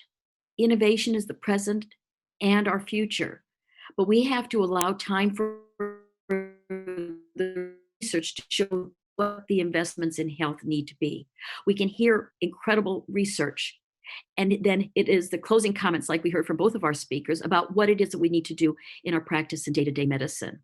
And then we ask ourselves, what's the bang for the buck? Where are we going to put our energy and our time and our focus to help our patients? So it gets back to the World Health Organization. Health is a state of complete physical, mental, and social well-being, not merely the absence of disease or infirmity. Thank you so very much for having me be here today. I really appreciate it. Dr. Conry, it was very, very enlightening talk, and thank you very much for bringing in professionalism, the concept of soft skills. Now, I will request my worthy panelists to kindly throw the lights on these concepts regarding the talks which are given by our speakers. So my first question or first query is put to Dr. Fozia, Dr. Rehana Rahim. We have heard the talk and updates on endometrial cancer, Dr. Rehana. So if we can have your views on how medical oncology can work in our national context, and how do you think the enhancement or the improvement in the surgical skills training regarding gynecological surgery can be done in our national context? Madam Rehana Rahim. Thank you very much, Dr. Halima. Indeed, a very innovative, impressive, and excellent presentation by Dr. Mansoor. We know endometrial cancer is the 4th most common cancer in women throughout the world. And we also do understand that there is an improvement in 5-year survival up till 77% in high resource countries. And low resource countries, we all understand, has got a higher mortality, about 4% higher mortality as compared to developed countries. Now, working in Pakistan, we tend to understage or sometimes wrongly stage the disease for many reasons, like patients coming late. We are not in the habit of routinely performing lymphadenectomies or sentinel node biopsy because of very few centers and very few trained gynecological oncologist surgeons. Primarily, MRI is being used as a modality to stage the disease, but we know it's not very sensitive or specific in picking up micro or macrostatic metastasis. I would like to know, Dr. Mansoor, what are your thoughts? Whether we need to refer these women earlier than later to prevent loco-regional recurrences, particularly in type 2 endometrial cancers, or type 1 endometrial cancer where there is more than 50% of myometrial invasion. This would be my first query. Now, my second query is that we are getting obese women with comorbidities, and we know it's happening everywhere throughout the world. But many of these women are deemed to be unfit for surgery. So what would be your views about the role of radiotherapy as a primary modality and the role of local progestogen as a primary modality in these women? Thirdly, Dr. Jean mentioned the role of changing behaviors. I firmly believe in that, and especially propagating the role of prevention of endometrial CA. That is to fight against obesity, which is now contributing to about 50% of endometrial cancers. And I think that would be one of the pivotal turning points in epidemiology of all obesity-related CAs. Thank you. Thanks so much for great questions. Thank you very much. Let's talk about lymphadenectomy first. So we have not seen that lymphadenectomy improves survival, but it will put patients into the right boxes. You need to give adjuvant treatment or not. If you're talking about early stage, you won't, as I showed you one slide, you don't find out if this is stage 1 disease or not, especially in the grade 3 patients. And as you said, in patients who have more than 50% myometrial inversion, 1/3 of these patients may have occult stage 3C disease. And these patients do require systemic adjuvant therapy and radiation therapy. I don't see that lymphadenectomy should not be performed. We have to find, yes, if it is stage 1, grade 1 endometrioid adenocarcinomas, less than 50% invasion, you can skip lymphadenectomy. The risk of lymph node involvement is minimal. But on all other cases, you need that. And if you're not doing that, that is the case we had for a very long time in Europe, and we are still fighting with that.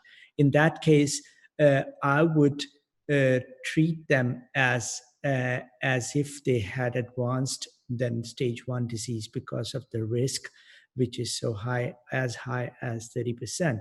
And then I would treat as it is.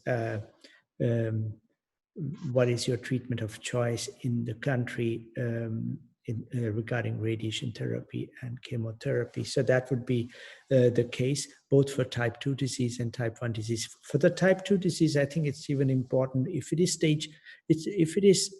stage 1 less than 50%, but you have p53 mutated tumors, you would see high risk. So I would go ahead and treat them as high risk. So that's why you will see that classification we have made. These patients will automatically move down to a high risk group and receive the treatment as it is. I think the most important thing you are mentioning also when it comes to obese patients, and here this one, is the lack of centralization of surgery in the country. This is alpha omega. I can give example. We in Nordic countries, we are fortunate. All treatment is centralized, completely centralized. There is no private. It's all centralized treatment, ovarian cancer surgery in whole country in 4 centers only. That has alone improved survival in the real world evidence by 10%. So what you need is, and that's a difficult part. It's a very politically very difficult part. We had to go through the parliament to do that. I think the best thing you can do is the referral of these patients as soon as possible to the center of excellence, to the multidisciplinary team, so they can take a decision how to treat that patient. The same is with the obese patients. Today, it's not a problem to perform a surgery for obese patients in the highly excellent centers of excellence. With the anesthesia available, the quality of anesthesia. I know that is difficult in Pakistan.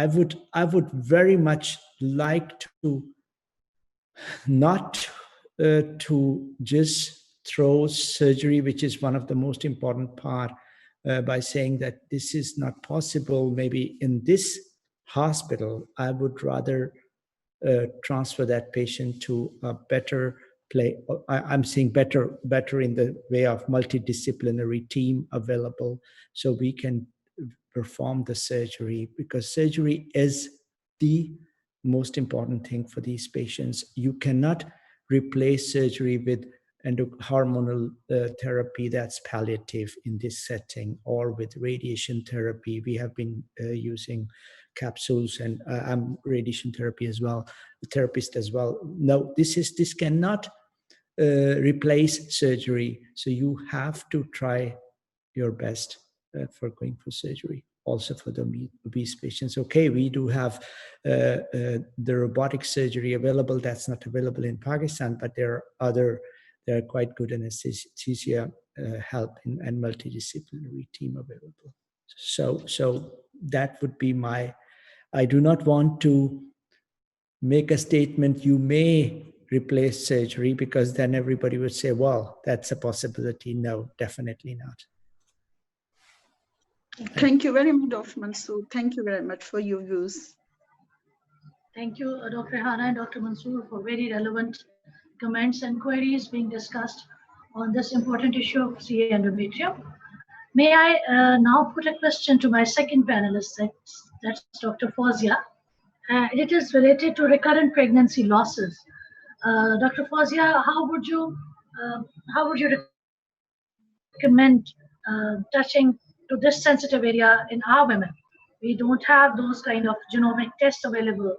How do we go to treat these women? They also need our treatment. Dr. Fawzia, over to you, and then you can talk to Dr. Pal about it. You're mute. Please unmute yourself. Can you hear me now? Okay.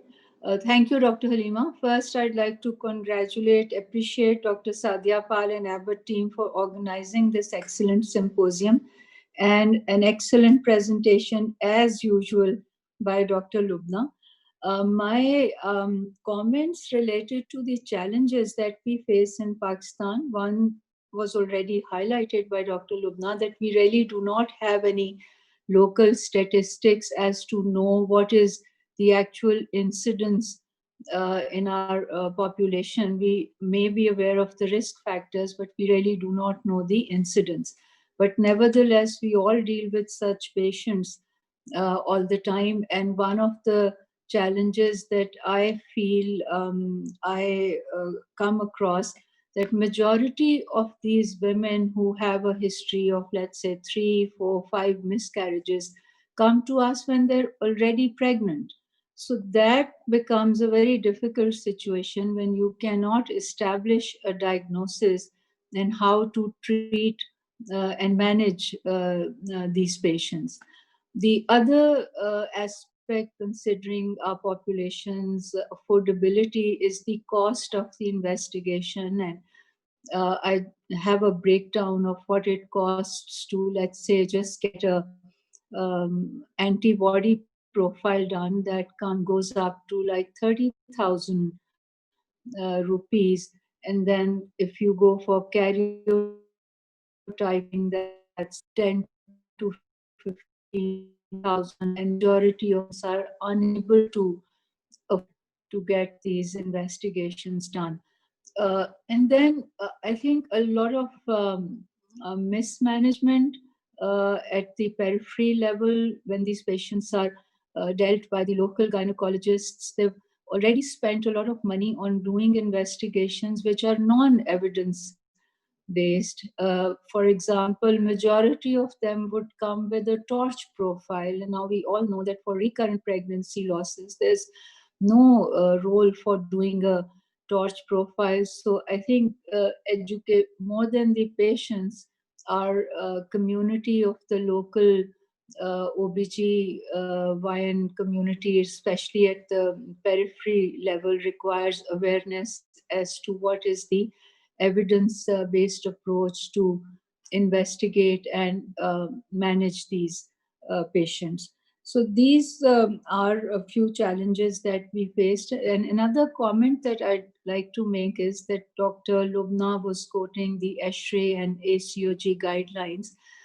There is a lot of difference in what the RCOG guidelines are saying. So what I feel as a trainer and an examiner, majority of our candidates who are preparing for FCPS are reading the RCOG guidelines, which still stick to the old definition where you have to wait for 3 recurrent pregnancy losses before you start investigating. So these are the few challenges I think which need to be addressed.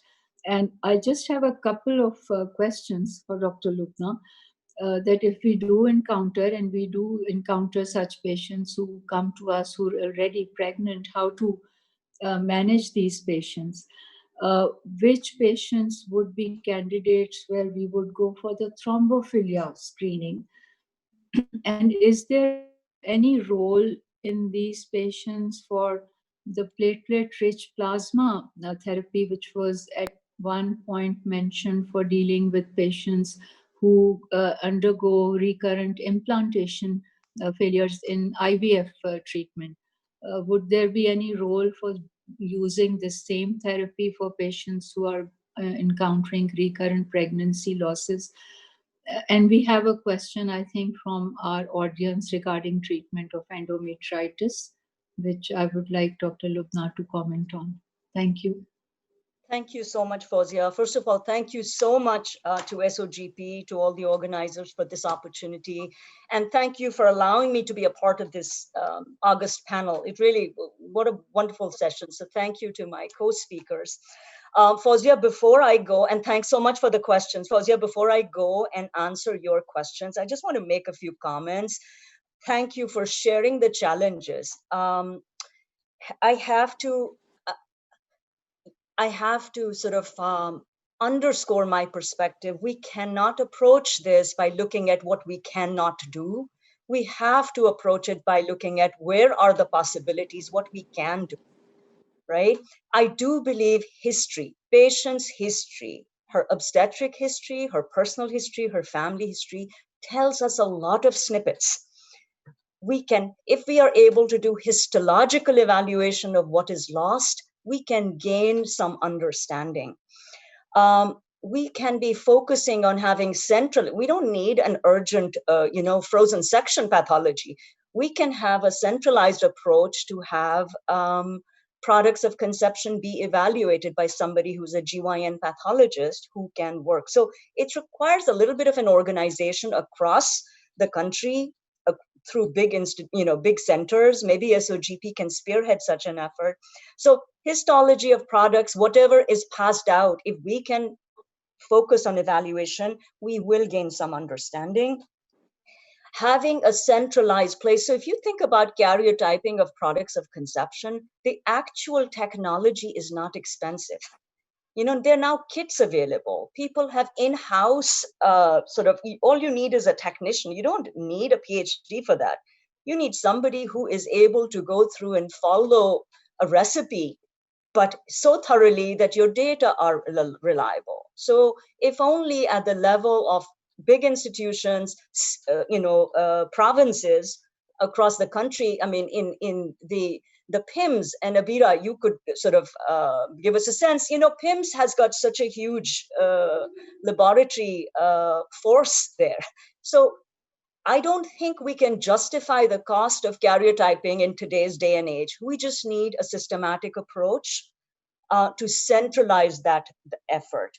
I think evaluation of the endometrial cavity by a office hysteroscopy. Once you buy the equipment, it's really your time. So there is no reason for us to be escalating the cost of endometrial evaluation. If we can just centralize a few places, we can subsidize the cost of endometrial evaluation. The moment you do a hysterosalpingogram for endometrial cavity evaluation, not only is there the cost of technology, it's the cost to the radiologist, it's the cost. So much cost gets spread out, and that is borne by the patient. But if the clinicians take on that responsibility and create a center, you don't need a center in every institution. You can have one place where women could be evaluated. So I really do believe there are so many opportunities to reduce the cost for the sake of the patient in a systematic manner. As regards the questions about thrombophilia screening, one more before I go to thrombophilia screening. We have got to move away from teaching to an exam to learning for the sake of understanding the physiology and the pathophysiology. So the people who are preparing for MRCOG exam, they have to get out of that box. They need to, in today's day and age, knowledge is at the click of a button. So I cannot justify somebody just following one curriculum for the sake of an exam. They need to be knowing and understanding the information that is out there. So for all our trainees, if somebody is listening, you got to get out. You cannot just prepare for an exam. You prepare for the field. That's what we need to do.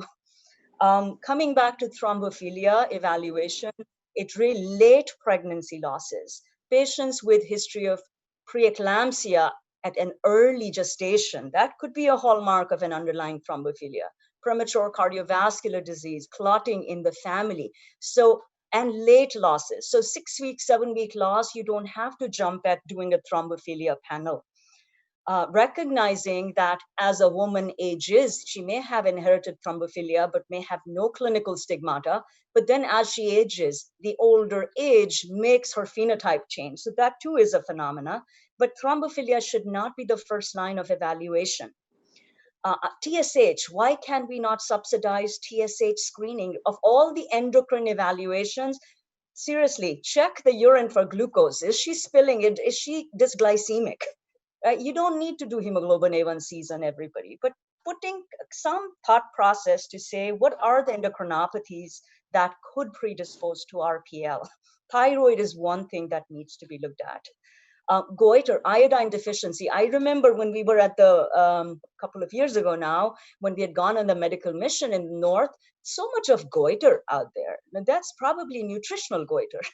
So iodine deficiency is so common. So I do suspect thyroid aberrations are prevalent in our community, and thyroid should be looked at. As far as PRP, lots of hope and promise is attached to PRP with very little robust data to back that up. So beyond implantation, PRP should not have, right now, there are no data to suggest a role of PRP in recurrent miscarriages. Now, could PRP have a role in the biochemical losses? That's a question to be asked, because why did that pregnancy not progress beyond the earliest dialogue between the embryo and the endometrium?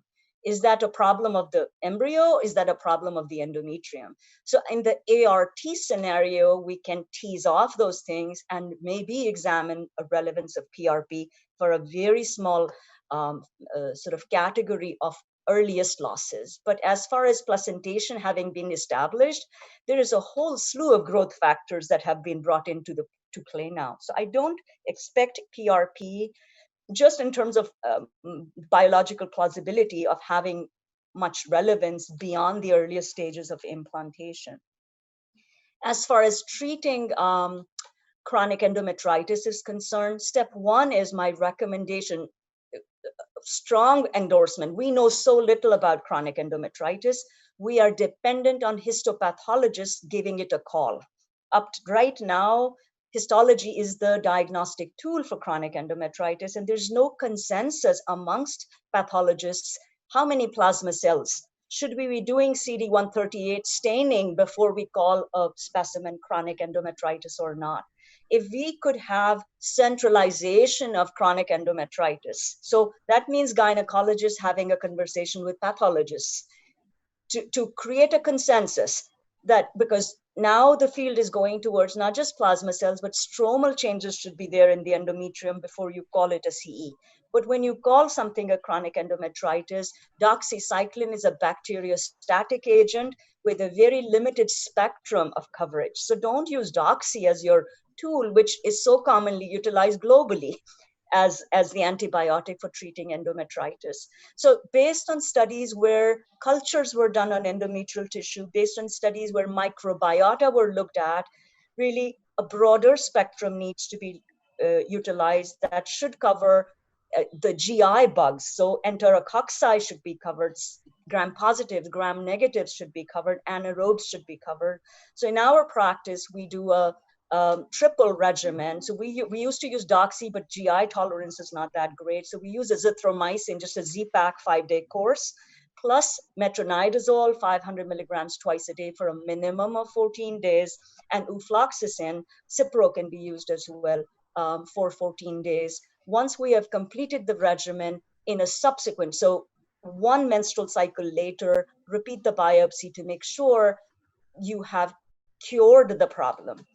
About 1/3 of patients, you get improvement in plasma cell density, but you still see stromal edema, you still see whirling of the stroma. And those are the patients who require another course, and up to 3 courses have been described in literature. So the broader spectrum antibiotic, longer regimen, pay attention to repeat surveillance to make sure it has been eradicated. So those are my thoughts. I think I answered the questions, Fozia.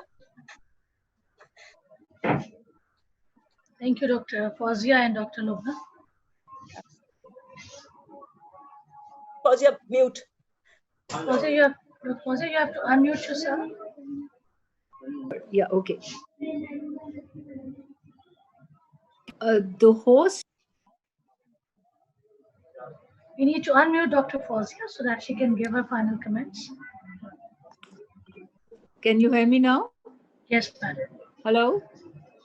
Yes, Dr. Fozia, Hello? we can hear you. Acha, okay. We can hear you, Fozia. Just another, the host had actually muted me, so I had to ask her to unmute me. Just another comment and a question. We were talking about the karyotyping of the products of conception. Now, a lot of us obviously opt for medical termination of pregnancy for first trimester miscarriages, and in that situation it's not possible to get a karyotype done. So would you recommend that patients who have this history should get a surgical evacuation to be able to get a karyotyping done? And the number 2 comment is yeah, please. Thanks, Fozia. So how would we ensure the karyotyping if you're going to so Fozia, thank you for that question. Firstly, I do not recommend surgical management just for the sake of getting the tissue, unless you are in a center where people are cognizant about the need for gentleness of surgical intervention under ultrasound guidance. We are reverting to doing hysteroscopic collection of the sample, so that we don't have to do a DNC where we are doing a global scrape of the entire uterus and rendering. I am seeing so much of Asherman related to Ds and Cs. So there are plenty of data now. Yes, when I talk of surgical evacuation, the hysteroscopic evacuation. So hysteroscopic evacuation, where you are collecting trophoblastic tissue or embryonic tissue directly, is a pretty, I really think that's the way of the future, to get the data without causing harm, but the cost has to be brought down. Patients who pass products through medical management can be given containers to collect the tissue, and that tissue can be karyotyped as well. With the traditional karyotype, where you are looking at metaphase stage of cell division, there is about 1/3 failure of karyotypic analysis because cells don't grow. when patients pass the tissue and bring it to you. But 2/3 of those cases, you get a reliable signal.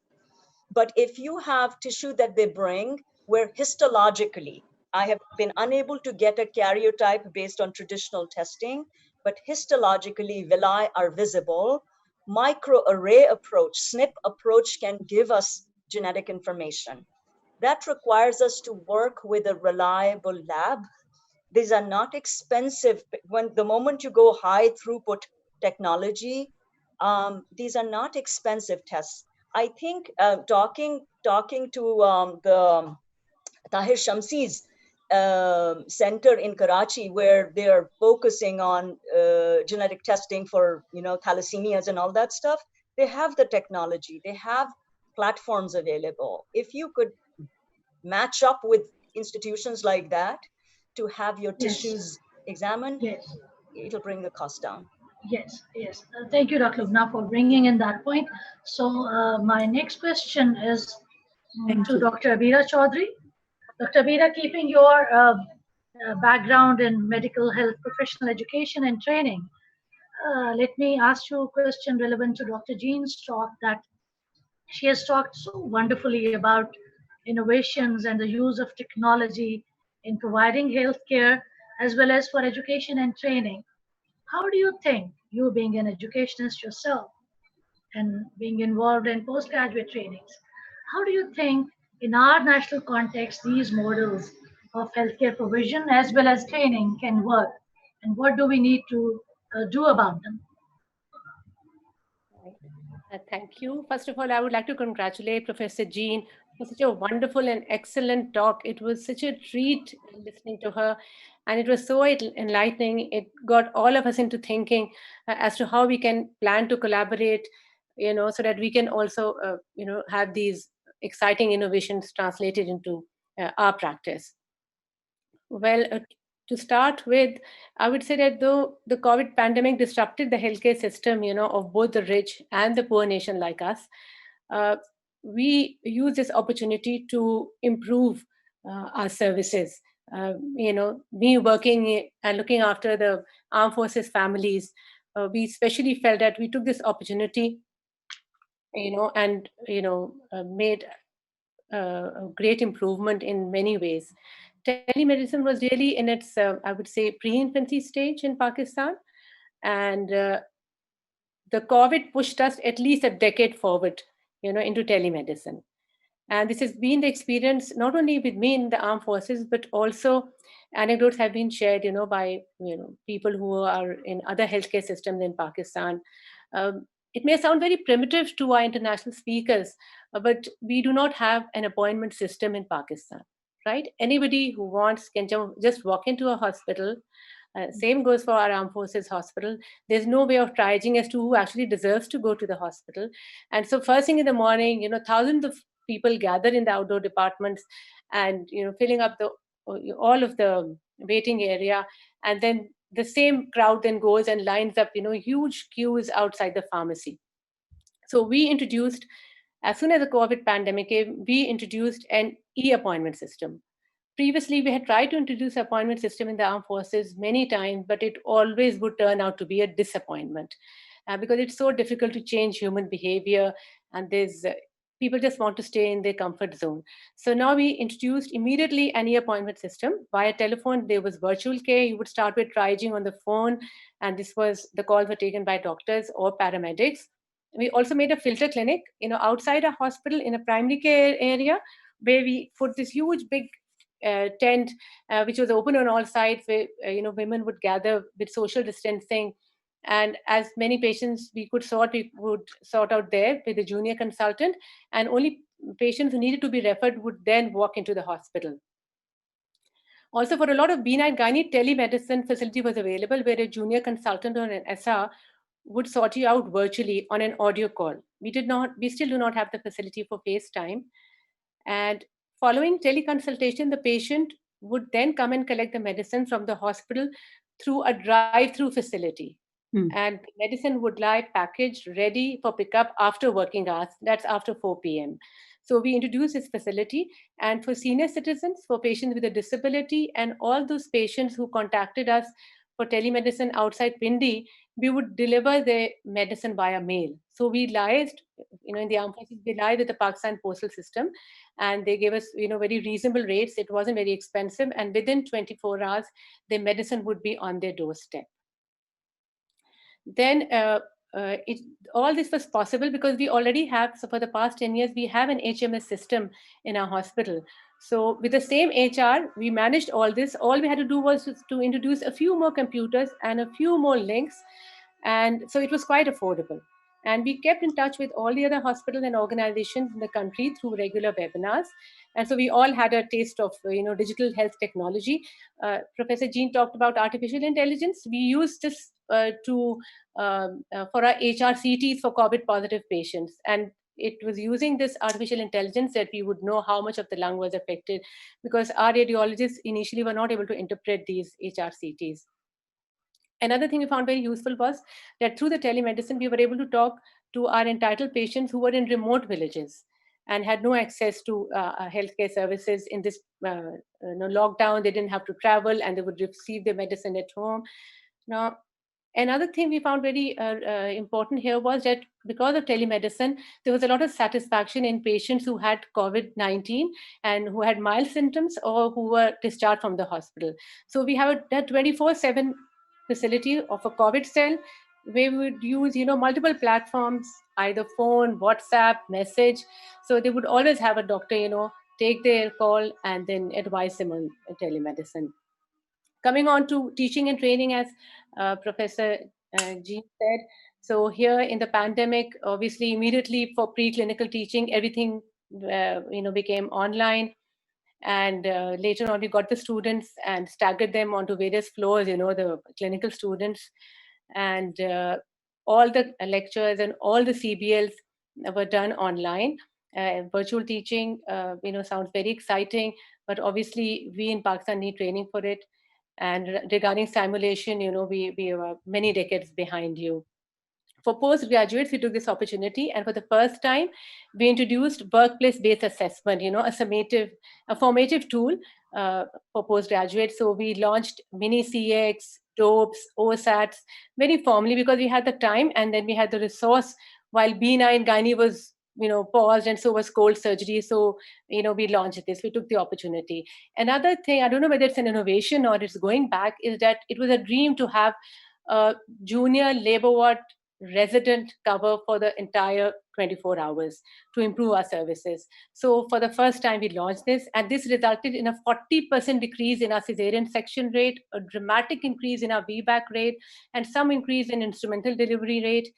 And therefore, because it's close supervision, our postgraduate trainees were very happy, and this also trickled down to better patient care. Thank you, Dr. Veera. Thank you for sharing your experiences during this COVID pandemic. I must congratulate you and your team for all these innovative activities. So would you like to put up some question to Dr. Jean, or should Yes, what I wanted to find out was that, we as teachers, as medical teachers, we are not trained into virtual teaching. And so, we need to train the trainers. So could we collaborate in any way, so we can be better at virtual teaching and simulation? I think that's a great suggestion. I think what we've looked at, certainly through FIGO, is that train the trainers is probably one of the most valuable steps that we can take. Because if we can get a whole group of us who are already approaching, whether it's a topic or an area that we want to cover, and then we can train a number of like-minded, it's actually a very valuable way to go. And then looking at where the changes need to happen in the healthcare system that you have. I certainly have heard from my colleagues that there's a centralization that is most valuable, to find out how you centralize care. Within Kaiser Permanente, we're a health maintenance organization, so very different from the rest of United States medicine. But our focus has always been on preventive health and then centralizing. So I think with your background, centralizing care will be one of the most important steps that you can all do. But I also realize that the downside of that is the transportation, the hurdles of localizing to different areas. It's hard enough for me in the Sacramento area to tell somebody that they've got to drive 2 hours for a certain surgical procedure, or even an hour to do something, whereas I'm sure that's even a bigger hurdle for what you're facing. But train the trainers is quite valuable. Thank you, madam. Thank you, Dr. Jean, for bringing in uh, the concept of having a bunch of trainers available who are like-minded and who can work on standardized protocols of training on high as well as low fidelity, as you mentioned earlier. Now the time to have the comments from both the chairs of the session. May I request Dr. Shama Munim to give her comments as a chairperson for the session about all the talks and all the comments which were raised by the panelists. Thank you very much, Professor Halima. It was indeed a pleasure. And the whole afternoon was so just passed by. And it was all the enlightening talks. And I was receiving a lot of comments from my trainees also, and was answering at the same time. And, it's been very well taken. And I would like to sort of comment more on Lubna's talk, because it's like close to my heart and my speciality. And I'm glad that you brought the subject that there is no role of torch infection, but and the more relevant thing which we are in process of doing is the karyotype thing, and things will move, because a lot of time people are actually working on the APLA workup and forgetting about the endocrinological problems which are more relevant in Pakistan, like diabetes. From Jean, we heard a lot of things, that how we can incorporate our virtual things, web-based learning, and how things can evolve. And Dr. Mirza talked about the development of how oncological input into surgical can help us in managing oncology patients. I would then ask Sadia to take over from here. Dr. Sadia, your comments about Yes, thank you, all the Professor. talks. Yes, thank you, Professor Shama Munim. I will just carry on, and it's been a pleasure. As Shama said, the afternoon has just gone by, and we've been entertained, literally. And first of all, Professor Mirza's talk was very comprehensive. We being clinicians, we tend to just not know really what happens to our patients after we've operated on them and referred them. So it's so nice to get updated on what the radiation oncologists and are doing. Because we do initially give some sort of counseling once we've finished with the patient and finished our surgical job at least. So it keeps us updated, and thank you so much for your talk. And as far as Lubna is concerned, well, of course, Shama has already commented, and it's been a pleasure, always very, very comprehensive presentation. And Jean, your presentation was also very enlightening and opening a window to the future as to how we should be proceeding from here post-COVID. And just to let you know that we did go a step further in learning and innovation here during COVID, and we learned to teach and train through Zoom and telemedicine, as whatever you may call it. We used Socrative to do a pre-test and post-test, and were able to set up a helpline, a telemedicine helpline, the SOGP and Aman, which is ongoing at the moment. It's a specialist helpline. Very interesting what you said about the teaching methods for med students. And before you even said it, I think we all could have guessed it's the patient interaction which is going to be the winner. And it's true, and it's kind of a proof. And we do trainings, we use OSCEs for structural training as well as evaluation, and that really helps in learning, in my opinion. One thing I would like to ask, and maybe add or ask your opinion, is that in the final year, I think med students, apart from clinical training, and even for residents, they need to go through a values clarification training as well. Because especially when, SHRH issues, things like abortion are so contentious, not just in the United States. I mean, you can lose your election on that basis. It's the same in other countries, in Pakistan also. So it's and it affects women, and we are the ones who are dealing with those issues, and we cannot not teach our med students and doctors to know what their own values are, and learn to empathize with the opposite values. So just just my thoughts, and if any of the speakers want to add anything, please do. I And will, if you don't yeah, mind. please I do. think that's so critical. We do not teach ethics. And in FIGO, I always say one of my favorite committees is our ethics committee, because it does not matter what you're faced with.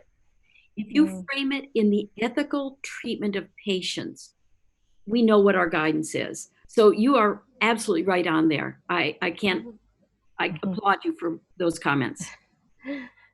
Thank you so much. If Lubna or Dr. Mansoor want to say anything, or Rubina, who's been there with us as well, Professor Rubina Sohail, our friend, if she wants to say anything, please do before we conclude. This is actually the final session of our virtual symposium. We hope to have a conference next year, a physical conference. So hopefully this team will be there. Yes? Lubna, I see you want to say something. Yeah. Sadia, first of all, thank you again to everybody. What a delight it has been. I just wanted to underscore something Dr. Conroy brought up, which, first of all, absolutely, conversations on ethics it's not a one-on session. It should be a continuous dialogue from the get-go. But I really believe for all parts of this world, investing in training of the educators. I think many of our trainees learned by observing us. And while in theory, we all gain the knowledge, when we are in the trenches, when chaos happens, it's our professionalism that sets an example for them. So we need to really prioritize continuing education and continuing knowledge building and self-checks for us faculty, regardless of where we are. I think that should be a priority. Absolutely. Thanks. And Dr. Mansoor wants to say something. I would like to thank everybody, Dr. Sadia, especially for inviting me for this. This is really, really inspiring, and the talks and the discussions were extremely inspiring. And I really congratulate Dr. Chaudhary for what she has told, but what has happened since the COVID started. And I really hope that even when COVID is over us, that you continue the way you are doing it, because we have gone a step further with virtual meetings, with getting medicine to our patients at home, as you just said, by teleconsulting, because that will, if that is continued, you will be able to help many more patients, and the patients who require centralization will be centralized. All others can be reached by video and by telephone. So I think this is a great, unfortunately due to COVID, but this is a great advancement we have. I really hope that soon we will start vaccination. And as you said, Dr. Sadia Paul, next year at this time, it would be a pleasure visit Pakistan. Yes, so Dr. Halima, who's our Secretary General, and she will be announcing very soon whenever COVID allows us. So we hope to see you all there. Rubina, would you like to say something? Yes. Yeah, I just wanted to say that what a pleasure it has been to sit in this session and to listen to all these three talks. It was a wonderful opportunity for all of us. And I think with COVID, we have learned one lesson, that the communication in this style is on. And I'm 100% sure this is going to continue despite the fact that COVID will go away. The second thing I think is that Lubna and Dr. Mirza have been here before, but Jean, I would like to take this opportunity to invite you to Pakistan. And we hope that things improve very soon. And as president of FIGO, you come and chair one of our conferences. That would be a pleasure to have you there. Lastly, I would say that SOGP has shown tremendous progress in this COVID era. And I think that a very pertinent comment was made over here that we have reshifted our time into focusing more on educational activities which are of benefit not only to the trainees, but I think to all of us as well. And these opportunities of training of trainers, they should continue and they should be a part of our routine. And I was very happy to see you all, and thank you very much. Thank you very much. Shall we conclude, Halima? Yes, ma'am. Thank you very much. Take thank care. you, everyone. A sincere gratitude message from Society of Obs and Gynae. It was a pleasure to have you all with us today. Thank you again. Thank you.